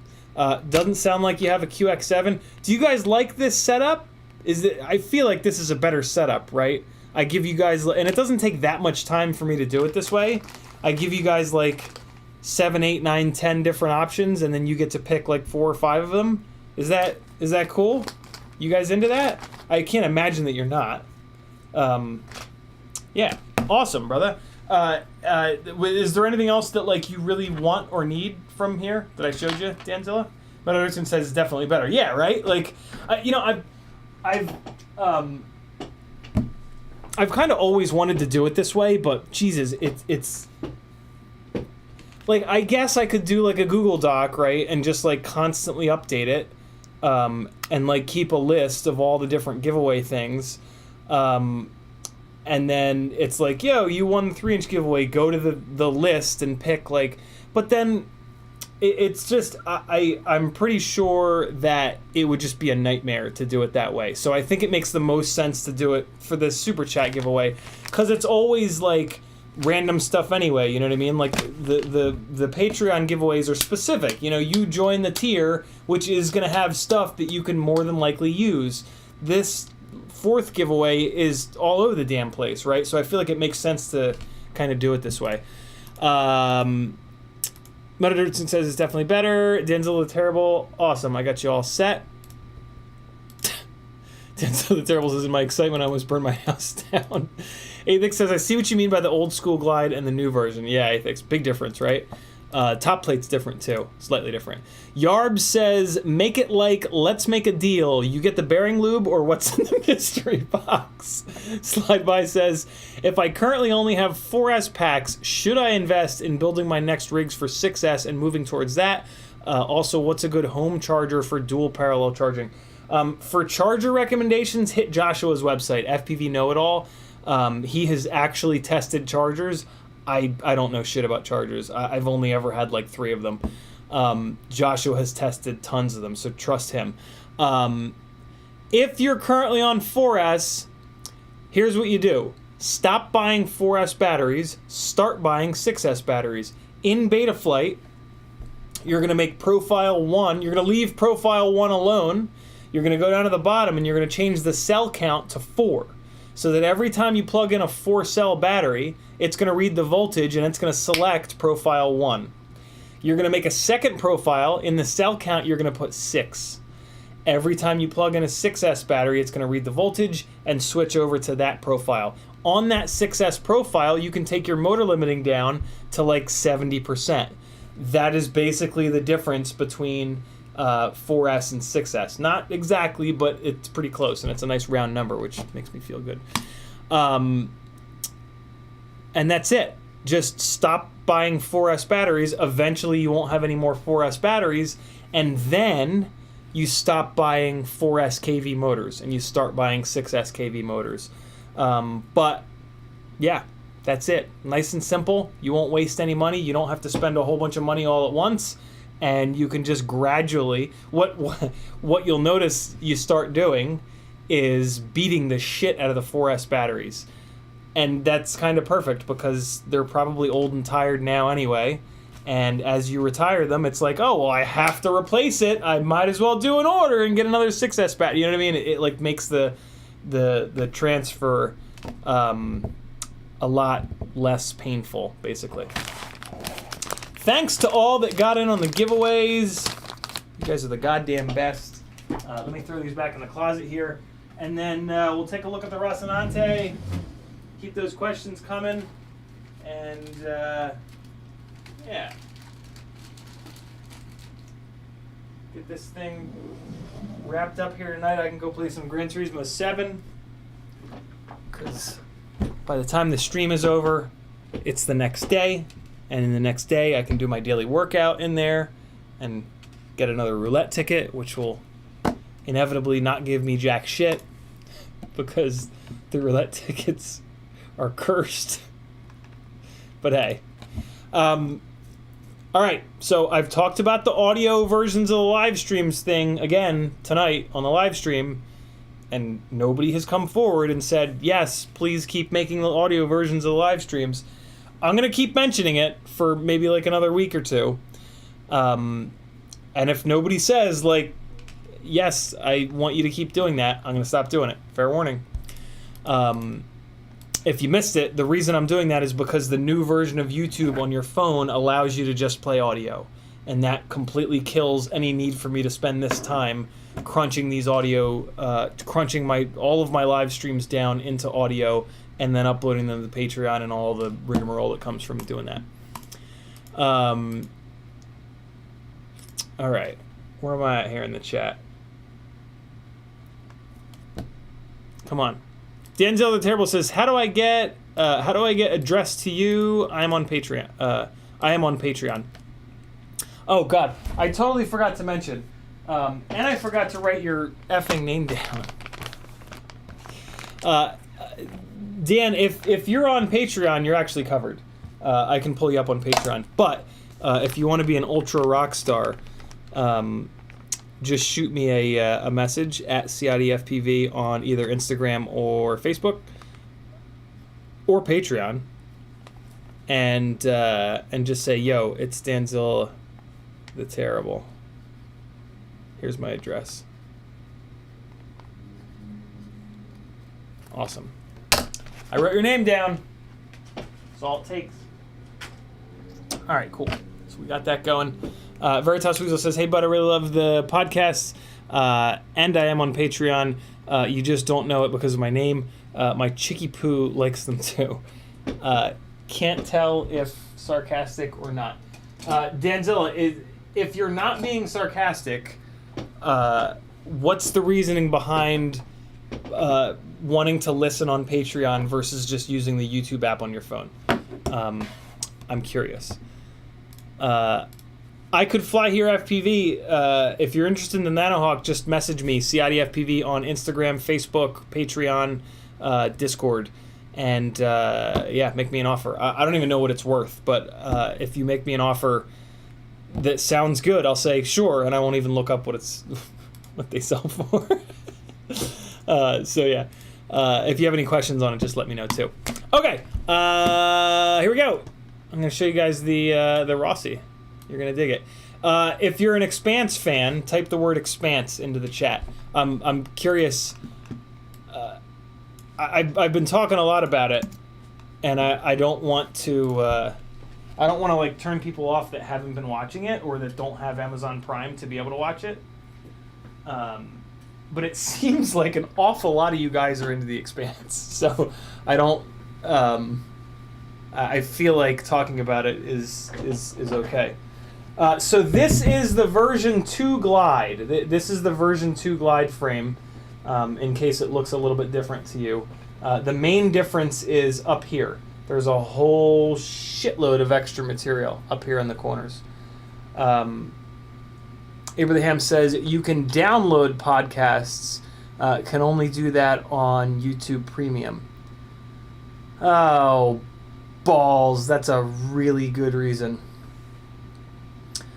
Veritas Weasel oh no, I got that. Is that what you guys are doing? Alright, 3 fans, 4 fans, 5, 6, 7, okay, 8. Yeah, it's a bunch of you guys.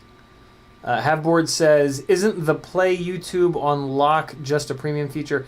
Not anymore. It used to be, but the new I just updated my YouTube application on my phone, and yeah, it's good to go. Apache Smoke Metal Dirksen says, you know Rocinante is a Rush reference, right? I did not know that. I know it's from Don Quixote, but they had a song with a spaceship called that. No shit. I did not know that. That's super cool. Yeah, I don't have YouTube Premium, and I was able to do it. But yeah, it's absolutely true that with the RSS versions of these, the audio versions of these on Patreon. Well, wait. Actually, I don't know. So like, yeah, podcasts you can download, but when I do it, it's not a podcast. I think it's an RSS feed. Can you still download it? Has anybody in the chat actually downloaded one of those audio versions of the live streams? Or listened to? If so, are they downloadable? So this is the Basher rig, the red rig as I used to call it. It is now officially known as the Rocinante, which I made it a point to even write on the goddamn standoffs. Some of them. A couple of them. That one says Rocinante. Hey, does anybody have access to a color printer that can print on like labels?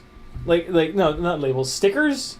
I would love to make a little sticker wrap for the capacitor here that has the Rocinante, the hot lady logo thing. You know what I mean? On there. That would be super fucking cool. I wonder if any of you guys have access to that. I would only need one. If you haven't seen it, RDQ sells them. This is my favorite one. And it's just a sticker. It's just a sticker that's like perfectly sized for the 1000 UF capacitors. They don't have these for these smaller capacitors. This is a 680. But yeah, does anybody have access to something that could print a cool little sticker like this, but with that Rocinante artwork? That would be amazing. And I mean, to be honest, we'd probably make a bunch of them because I bet you a bunch of you guys would be kind of into that, maybe, right? Abraham says, now that I'm on premium, I'll never go back. The ads are unbearable. Yo, the ads have been getting so much worse, too. They're playing ads like every 3 minutes, and they're playing 2 of them at a time. It's real frustrating. Terminal Insanity says, you can use YT-DLP to rip the audio from your YouTube videos. I don't think I've used that one before, but there's like 4 of them that I have used.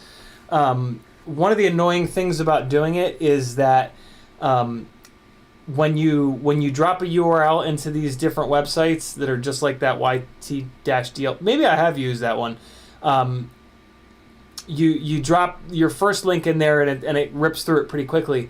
But then as you drop more links into it to rip the audio out of, it goes slower and slower and slower and slower and slower every time. Earlier I was talking about what an efficiency nerd I am. So I have 4 different YouTube to audio ripping websites that I have lined up in tabs, and then like as one of them slows down, I'll switch to the next one, and then as that one slows down, I'll switch to the next one. Sometimes they just won't even work. Like 1 in 5, 1 in 6, it just, for whatever reason, one of them can't do it, and then I'll have to go to the other. It's a big fucking mess. Like, I hate to bore you guys with the details, but you know, you asked, so yeah, it's a gigantic pain in the ass. But I'm willing to do it for you guys if you're gonna if you're gonna use them. Haveboard says a podcast is an RSS feed and the file is an attachment that should be downloadable. Okay, I didn't realize that. Cole Powers says, does it streamline your workflow at all to use a website to download the audio only version of your stream from a site that allows video downloading? Yep, and that's exactly what I do. Hey, by the way, so. This reminds me of a conversation that we were having last week. Last week, I was kind of having a conversation with you guys about like unsolicited advice and how you sort of have to be careful of unsolicited advice. I love that I always love when you guys want to help me. I love it, right? And I respect it, and I want to help people too. It's hard for me to explain this, but I actually figured out a really good analogy. Have you ever been at work and you've been you're good at your job, right? Because you do it 8 hours a day, every day.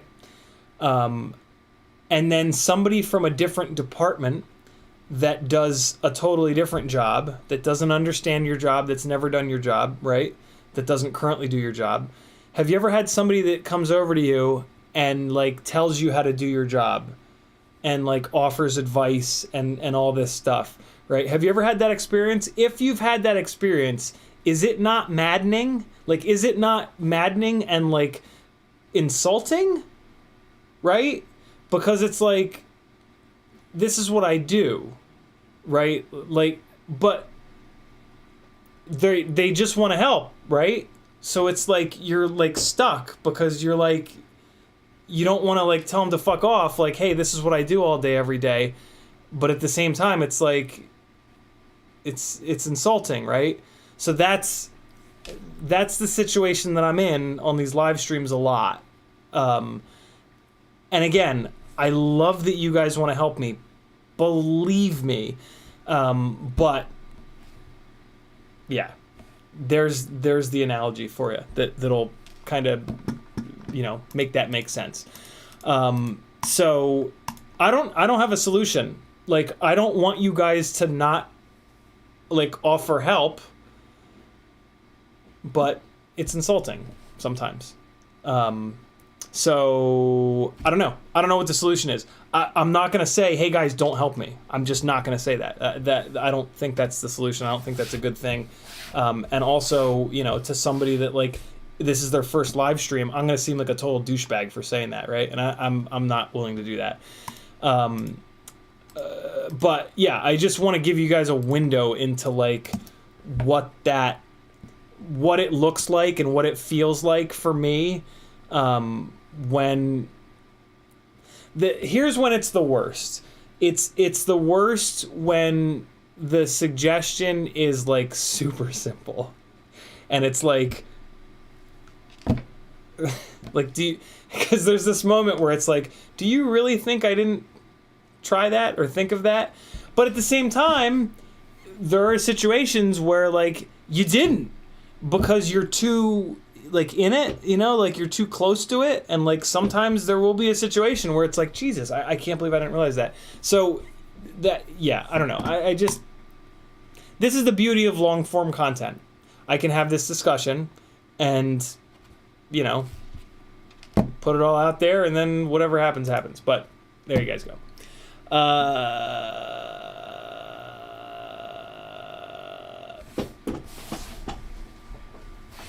All right. Abraham says, I haven't because I just use YouTube, but you can download your podcast in Patreon and Overcast. Veritas Weasel says, I want to be able to download your shows as podcasts so I can listen to them in the car. All right, so there is one person that absolutely wants me to continue to make the podcast versions of these live streams. You know I love you, Veritas Weasel, but if you're the only person that wants it, I don't know if I can justify the amount of time that it takes. I hope that you don't take offense to that. I have a feeling that you won't. If there's like at least one more person, I would love it if there was maybe 2 more people, or maybe 3. You know what I'm saying? But duly noted, there is at least one because I don't know. I can't tell. I can't tell if you know anybody uses them. So yeah, if there's anybody else, please let me know. But again, just so you know, the new version of the YouTube app on your phone will play in your pocket without running the screen. Metanertson says, I have a bunch of printer labels. I can try it, though I don't guarantee it'll be water resistant. I didn't even think of that. Apache Smoke Wood and Sniper says, I think I can do the sticker. Are either one of you guys Expanse fans? And are you willing to... I'm sure you've got capacitors on your builds. Who wants to be the first one to steal my idea and do it for yourself? Cole Powers says M. I don't know what that means. Riot9 says infuriating. Cole Powers also says derp. Didn't tag me in that one though, but I like the word derp. Halfboard says I'm in dev, so yeah, I hear you. Everything is easy to the non-programmers. Cole Powers says if you haven't tried YouTube DL, it's a command line tool that does the same thing as those sites. I have tried it. It's not any fast. It just drives to the site, so it doesn't. It's actually faster to not do that. It's faster for my workflow that I've developed over the last year of doing this. It's quicker to just drop the links directly into the site rather than into the URL bar with the DL, and then it just drives to the site anyway. Family Guy says, my God, that happens every day of my life at work. My hair is now Homer Simpson's head. When I get out of work, I must rip packs. Slim says, I DIY my cap sticker, just scaled down, image of choice, flux capacitor, printed on regular paper, cut it out, and taped it to my cap with clear Scotch tape or box tape. That's the most simple, totally like functional way of doing it. Why didn't I think of that? Nice. I don't have a color printer, though. I'll figure something out. Glenn Burnett says, I do listen to you in my car while driving back and forth from Texas to Louisiana. So now we're up to 2. Veritas Weasel and Glenn. Veritas Weasel says, okay, bud, you can skip making the audios. Please don't be offended if I downloaded them and ripped them so that I can get the audio. Oh, no. You guys can absolutely do that. Yeah, I will never, ever, ever take any offense to that. Never, ever, ever. Halfboard says, I want to write an automation for you. Yeah, I mean, if it makes it take less time, I'm totally down for that, Halfboard. Hit me up and I'll explain the whole process. And yeah, the process also, yeah, let me know. We'll figure something out. CiottiFPV's in the house. He says, I listen at work all the time, and there are sometimes I don't get to catch the streams. But at work you have internet, right, Grizz? So you can just put the YouTube stream on. Apache says, yeah, I'm an Expanse fan. All right, nice. Jamie Ann's in the house. What's up, honey? Little Stellar Fox, look at you. Hi! It's been so long. Just popping in to say that I love your face and I'm so proud of you. I'm proud of you too, girl. How have you been? Everybody say hi. Jamie and I have been friends forever in FPV. My God, what a journey the two of us have seen in each other. One of my favorite people in all of FPV, hands down. Maybe my favorite, just maybe. There's a lot of cool people in FPV though, I gotta be honest. She be living, lots going on. Alright, so here's the Rossi, friends. I've got as much gray on here as I possibly can. The motors are gray, the standoffs are gray, and then I've got little touches of red, just like the Rocinante has. Some red rubber grommets on the flight controller, some red TPU, a red battery wire. And then, you know, the ship's in the expanse, the motors glow blue, so the whole ass end is blue, but you ain't seen nothing yet. Look at this. Look how bright this is. I'm gonna give you the full experience. Boo! Look at that, yo! That Tiny's LEDs on the rear of the Vista just hammers on this blue TPU and like really lights the ass end of this thing up in blue, and it just, I'm so happy with that. I'm like so pleased with my genius of realizing that I could fit that Tiny's LEDs perfectly on the back bottom of the Vista there. You see it? And it's just VHB'd, but then the wires are kind of going over it. So I put little 2mm red spacers under the Vista to get it up off the base plate, and then that also created a gap for me to run the wires down through from the rear. I set the Vista up so that the antenna wire, or the UFL and the pads are in the back, mainly because the glide frame is pretty long, so the standard length DJI MIPI cable is only long enough if you mount the Vista with the camera connector in the front, which is totally fine. I do, next time I order from FPV Cycle, I am going to snag a couple of the longer cables because they're just nice to have. I tried to do a DJI camera in here, but it wouldn't fucking fit, yo. These are 22mm standoffs that I got from Amazon, and apparently you need 23s. The DJI camera is just so goddamn tall. It's so deep and boxy, that's what she said, that when you put 30 degrees of up tilt on it, yeah, the 22mm standoffs are not enough. Let me see if I can show you guys. So I'm bottoming the rear of the camera out on the base plate, and you can see the height of the standoff. It's not fucking high enough. I don't even know if 23mm standoffs would work. You might need 25mm standoffs for the DJI camera. I'm super bummed out because the DJI camera is more gray. I didn't, I don't love having to have this black camera in here, but whatever, it's fine. Eventually, this rig is going to get moved over onto a Caddx Polar camera. But for right now, I want to have the 120 frame per second camera because I want to try to give DJI the best possible chance of... I want to give myself the best possible chance of falling in love with DJI that I possibly can. And I'm already having problems with the shitty-ass OSD making me feel kind of like disconnected from the rig.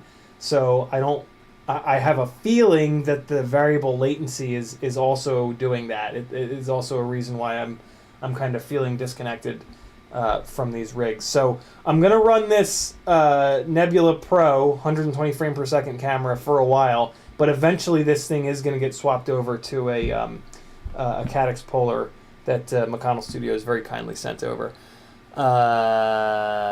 Glenn Burnett says, I'll have to try the screen off setting. Does it work with navigation going iOS? That I do not know. That's a really good question. Little Sailor Fox says, you're probably my favorite dude in FPV. Score! See that, guys? Be a good human being, support women's rights, and the ladies will love you. It's just that easy. Just be a good fucking person. That's all. You don't have to be a model. You don't have to be, you can look like this. Look at this fucking situation. Look what I have to wake up to every day. Still pull it off.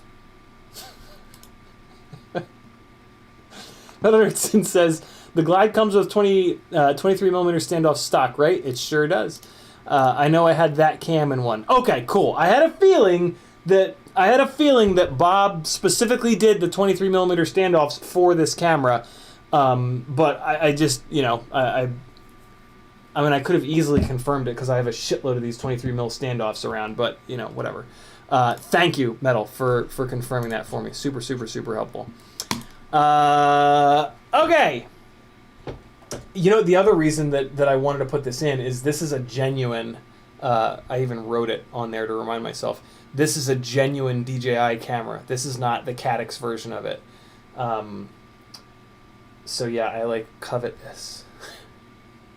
So maybe it's a good thing that I'm not putting it in the ultra, just destroy me in my face basher build. You know what I'm saying? What else? Pretty, you know, you guys have seen me do a similar build to this before. Crossfire Nano, just VHB'd to the top of the Vista, seems to work totally fine. Capacitor, so I'm only running 3 mounting screws on the Vista. The 4th 20x20 mount, I've got a really skinny zip tie going through it in order to pull this cap into the Vista.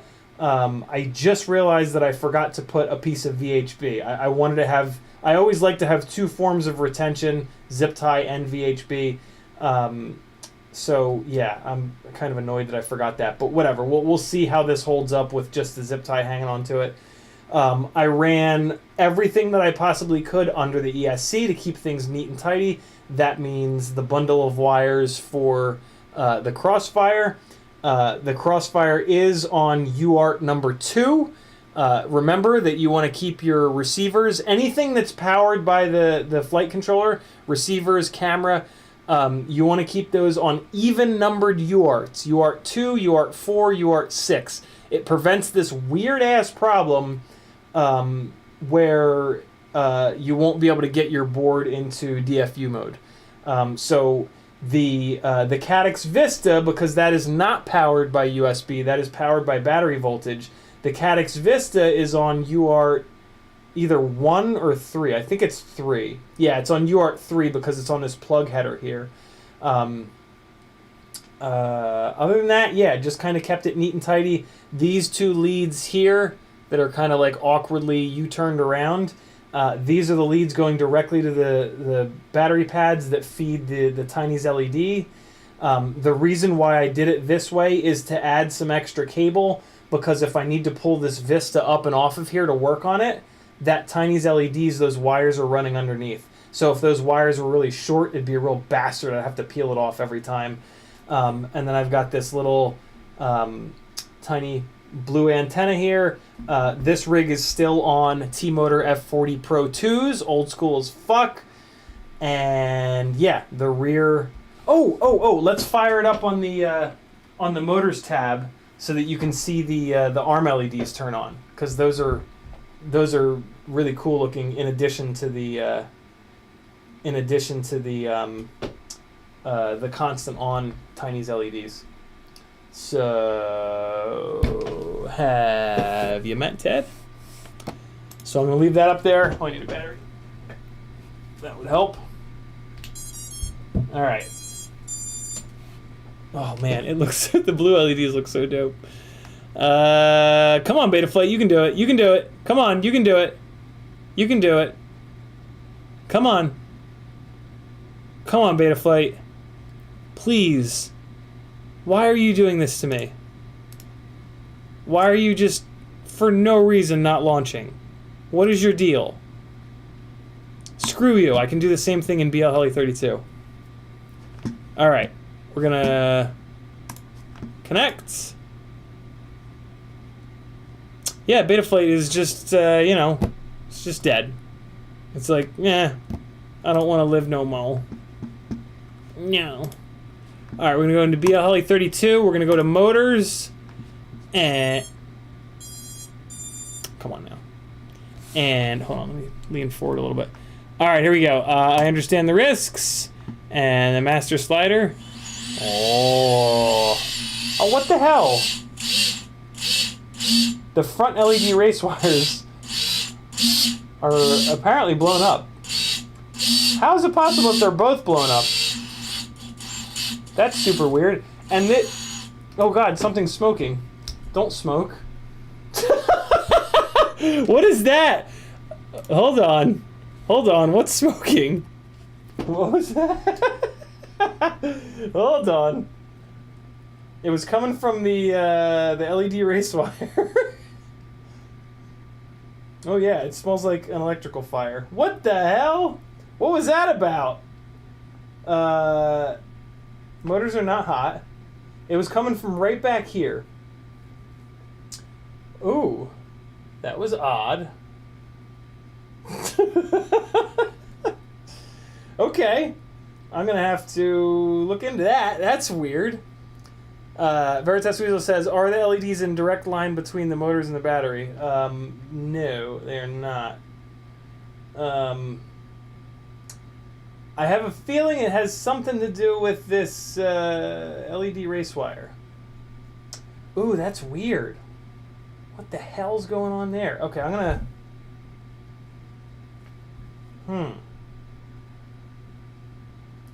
What is happening back here? What was that about? Oh, how fucking weird. It feels really strange putting power to it again and letting it smoke again, but I mean, everything looks okay. I don't know how else to troubleshoot. And it wasn't like a ton of smoke. It was just like a tiny little whiff. The LED race wires do get really hot.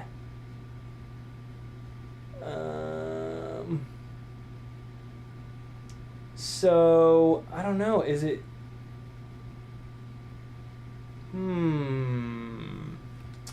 Let's do this. Let me put it on the smoke stopper. And I'm just going to leave it plugged in at 1 amp. I've had it on the smoke stopper a bunch, and it's totally fine. Let's see what happens with it on the smoke stopper at... I mean, it's not going to... This isn't going to help, but it makes me feel a little bit better. Alright, taking a look. Okay. Taking a look. I guess this just makes me feel better because I can just push the button really quick to kill the power. Come on, smoke again, you bastard. I need to figure out what the hell that was. Yeah, like I wonder if the Tiny's LEDs is just getting really hot for like the first time. It's never been run before.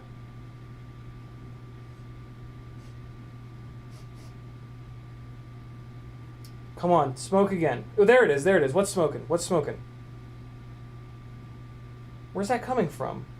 It's just like the tiniest little whiff. It's like back here, though.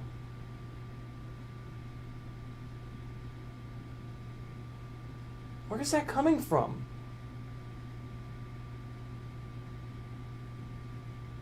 Oh my god, it's just like the most nothing little amount of smoke.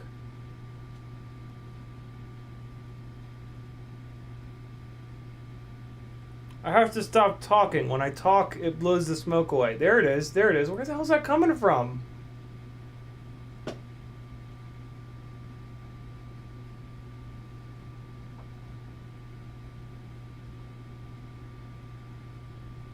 What the hell? What?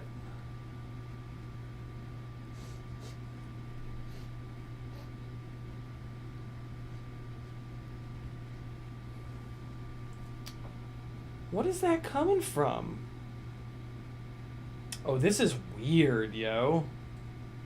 Huh.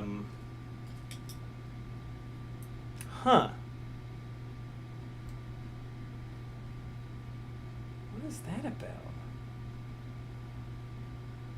I feel like the easiest thing to do would be to like disconnect one of the power leads from the Tiny's LEDs and see if that makes it go away. Well, that's weird, yo. This is super weird. This is a new one. This is a new one. Turbo Insanity says, check your goggles. Are you still getting video? That's a good idea. Let's see. Family Guyver says you can light a lady's cigarette with it.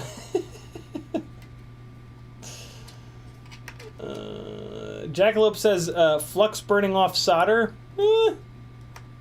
I doubt it, but I mean, you never know. I have been using a lot more flux lately. But Erickson says I blew up a flight controller that had one of those VBAT tiny LEDs on it.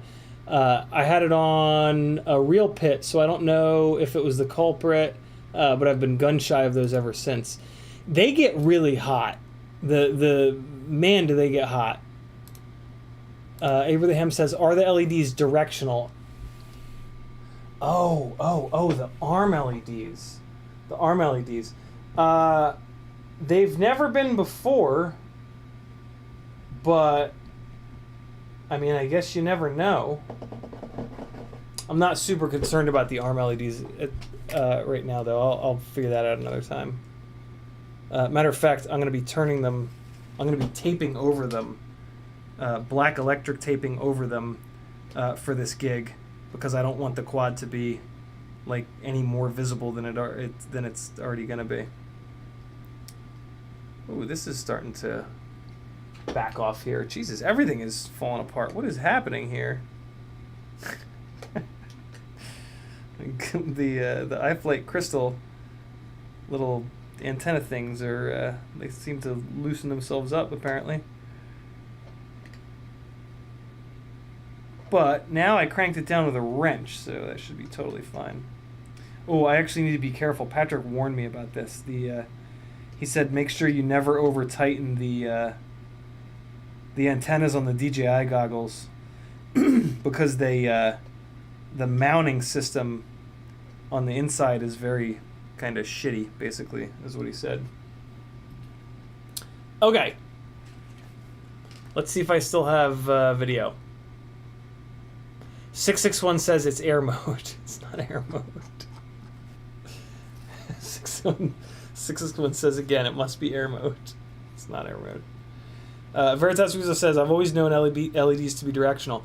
I agree with you, but the arm LEDs, I've mounted those in both directions before and had no problems. Yeah, I still have video.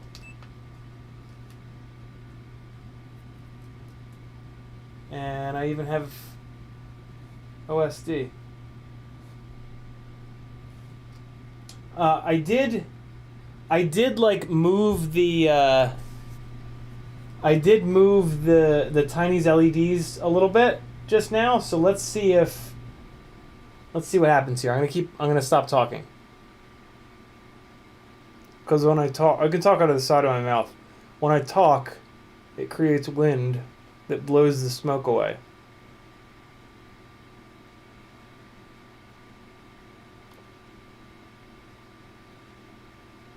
Nope, there it is again.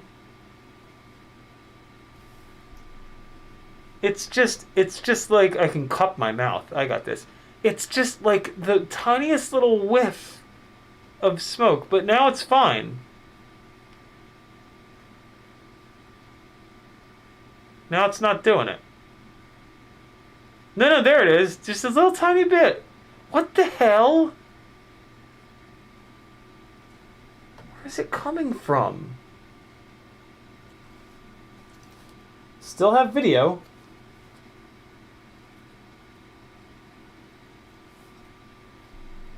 There it is again. What the fuck is that? What is going on?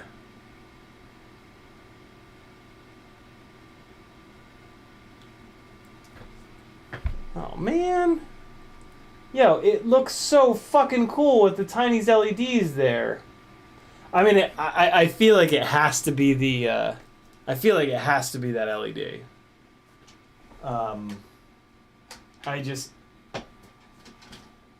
Yeah, I mean, the Vista's working fine, and that's the only other thing that's on the back there. So, here's the conundrum. do I say fuck it and just leave it, right? And maybe it just magically fixes itself, as things have an alarming tendency to do in FPV. You ever have that? You ever have a rig that like is doing something really weird and then you just say, fuck you, I can't deal with you. You go to sleep, you wake up, and it never does that weird ass behavior again? That happens like a couple times a year to me. Paul McDonald says, maybe there's a little oil getting in the cylinder.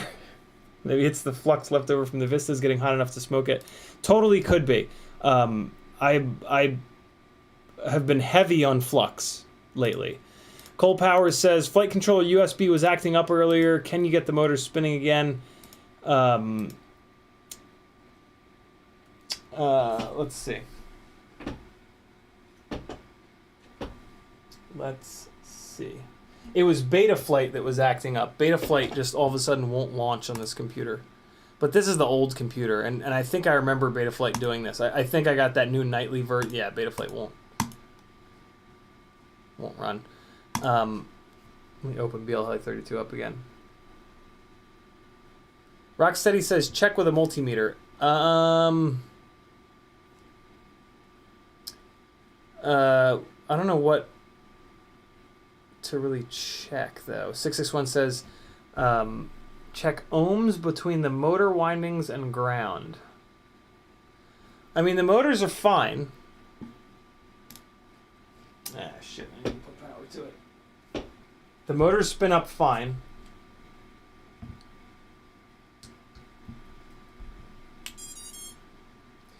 Here, what's really nutty is that it doesn't change the behavior having it on the smoke stopper versus having full voltage, which is really interesting.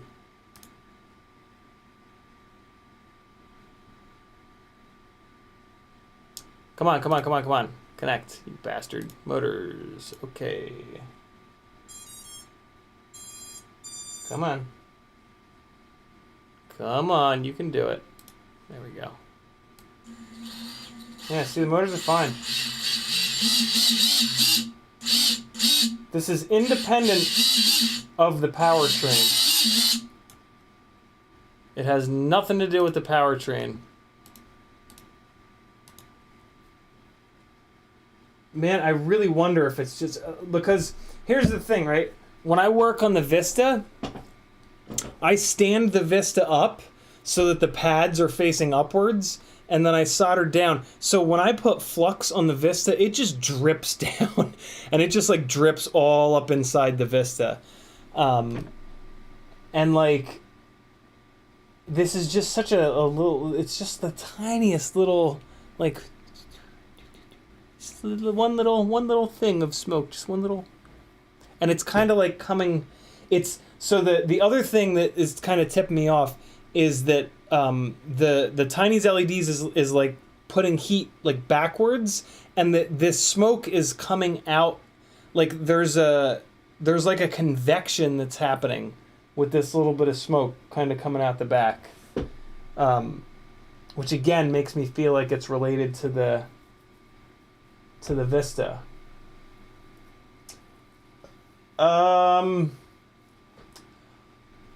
You know, I think I'm just gonna leave it. I think I'm just gonna be like really careful on the Maiden, but I think I'm just gonna leave it as is, and just assume that it's either some extra flux. Man, I'm surprised though. I wouldn't think that the Vista could get hot enough to make flux smoke. That seems kind of crazy, but what the hell do I know? Akash says maybe flux heating up. 661 says check ohms between the motor windings. Veritas Weasel says it could be the flux capacitor. Try pushing the power up to 1.1 gigawatts. Done. If you jump ahead 1 hour, find everything caught fire, you can go back and unplug with confidence. There you go. All right, it's after 12 o'clock. I'm going to make the executive decision to just leave it. Throw a top plate on and put it up in the air over grass and see what happens. Slide by FPV with the last comment of the night. He says, what's a good 6S motor in stock, or should I wait for something to come back in stock? I have no idea what's in stock. Grizz says the Vista can get hot AF. Lots of good motors out there. My favorites are the T-Motor F40 Pro 4s. I have no idea where they are or aren't in stock. I have no way of kind of keeping track of all that. Yeah, that's my favorite. There are plenty of really good motors out there, though. To be really honest, most of the motors right now are really, really, really good. So you almost can't go wrong with the motor options that are available. So yeah, go forth, look up a couple of YouTube reviews, and get you some motor action. I am not going to end the stream though without showing you guys this thing all put together, because that's just the kind of guy that I am. I understand completionism. I'm one of those people.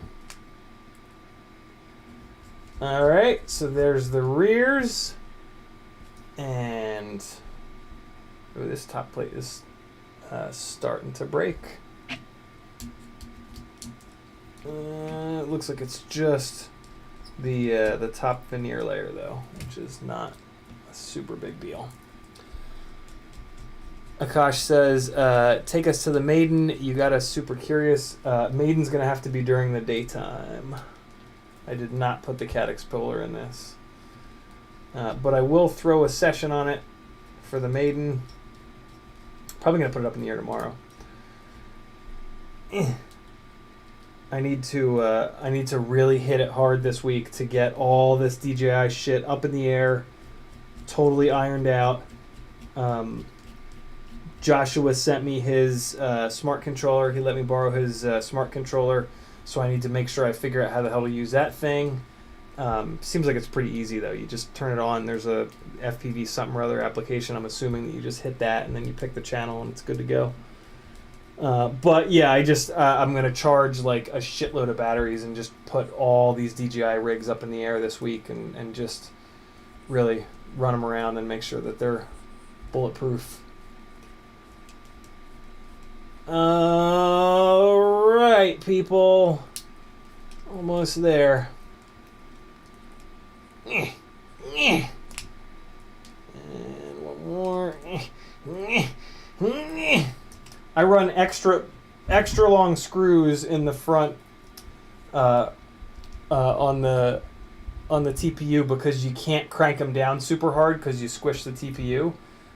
So I feel much more comfortable having a longer screw in these front four, so that it holds as good as it can. There it is. That's as close as I can get to building a quad that resembles the Rossi. What do you think of that?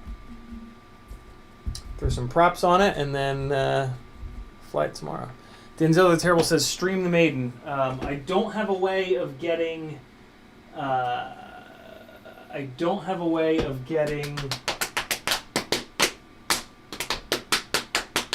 Well, the laptop can barely stream, and I don't fly 5 inches outside the apartment here, and I don't have a way of getting wireless internet into the laptop. Even if I could, the laptop would probably just be a tremendous douchebag anyway, so I don't really have a way of doing that. In the future, who the hell knows? If the flying gigs really pick up this summer, I would love to be able to get a little bit more current of a laptop, but realistically, that's not going to happen because I need to focus on my debt before frivolous shit like that. So yeah, that's probably not going to happen, but you never know. So there it is. I mean, I could put purple props on it, but that would kind of defeat the purpose. I think these smoke-colored props are the right choice for that full Rocinante vibe. And as they as the seasons of The Expanse go on, the Rossi gets like darker and darker, and by the end of the show, it's really dark. It's damn near. There's not much gray left. It's mainly like black. I think it's that fancy armor that it gets towards the end that is darker in color. So I feel like these props do kind of make sense.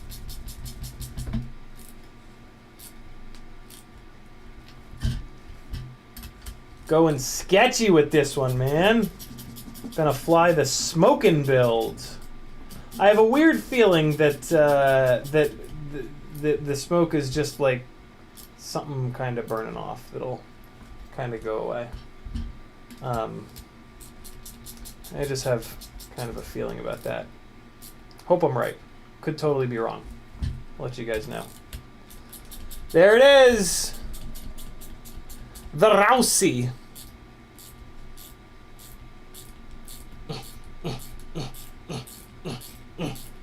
Come on. So these are the old school motors with the longer motor shafts. So these new school propellers with the thinner hubs, it sucks. It's not I don't love it. See how it sticks out above the prop nut? It's the only thing I don't like about these Pro 2s, but I don't have many of these Pro 2s left. So there it is, people. The Rossi lives. Is this cool or is this just stupid? Was this a complete waste of time? Or is it like actually kind of cool? I can't decide. Like, I don't know. I don't like name things. I don't like name builds. I don't like call builds birds or her or anything like that. But I don't know. I thought this was kind of fun. It was cool to have like a theme to the build. You know, previously the theme was just like red and purple. The colors for my logo, like whatever. I don't know. I got a kick out of trying to like be creative and think of ways to make this actually look like the Rossi. And it flies like the Rossi, right? It's cool. Call it smoky. Alright, well, I guess I'm hovering it because 7,000 of you are asking for it. So this is what, now I'm going to actually end the stream. We're going to hover it and then that's it. That's all you get. That's all I got for you tonight. And I'm going to hover it from outside the room because it's a literal smoking gun right now. I'll show you guys the only way that you should ever be putting a 5-inch rig up in the air inside.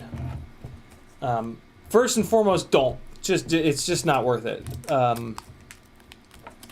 But if you're gonna, I feel like this little way that I do it is somewhat safe.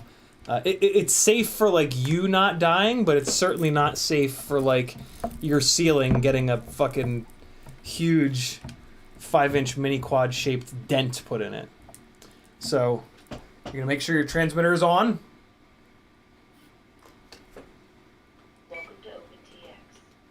I gotta replace my QX7 is so old that the watch battery on the inside needs replacing. All right, put the crossfire away from the microphone. All right, here's the sketchy bit. Keep it at arm's length, as far away as possible. Plug it in. Keep it at arm's length. Get it as far away from you as possible. And then get the hell out of the room. Take cover behind the couch or the wall. Something. And you're going to quickly arm and disarm. One more time. Oh, it's upset. It should not be making that noise.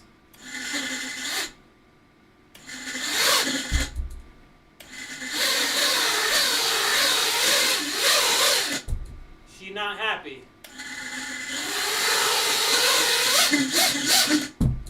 Alright, so that is the sound of an unhappy quad.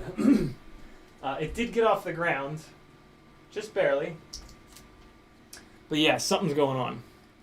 So it could be filtering related. Motors are a little warm. What's going on with you? I switched the flight controller. I put the Vista in.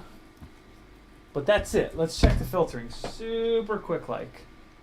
It almost sounds like it, like the filtering is off. There's something weird going on there. Real quick. All right, let's see.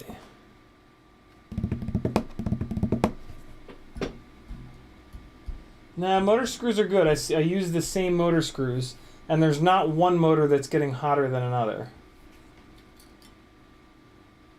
So that shouldn't be it.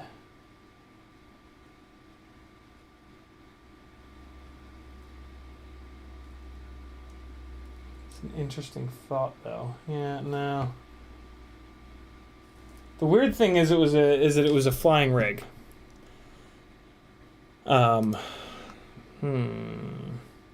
Yeah, motor spin freely, just check that. Are they digital motors? No, they're not digital motors. That must be the problem. Oh, Betaflight's not working on this computer. I'm gonna troubleshoot this tomorrow. I guess I have to restart this computer for Betaflight to work on it, which is fine. I will figure that.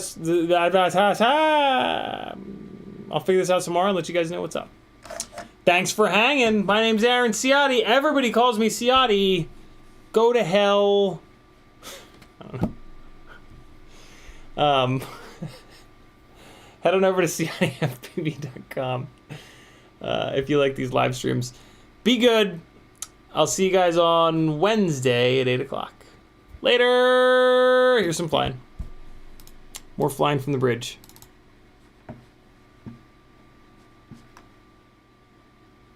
Hold on. I gotta quit out of OBS and restart it. It's gonna pinwheel for a second. Bear back. Oh, hey.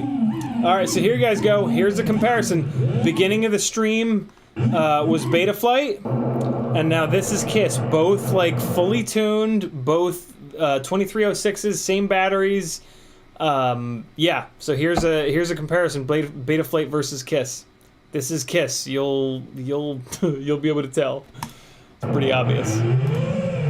Later, friends.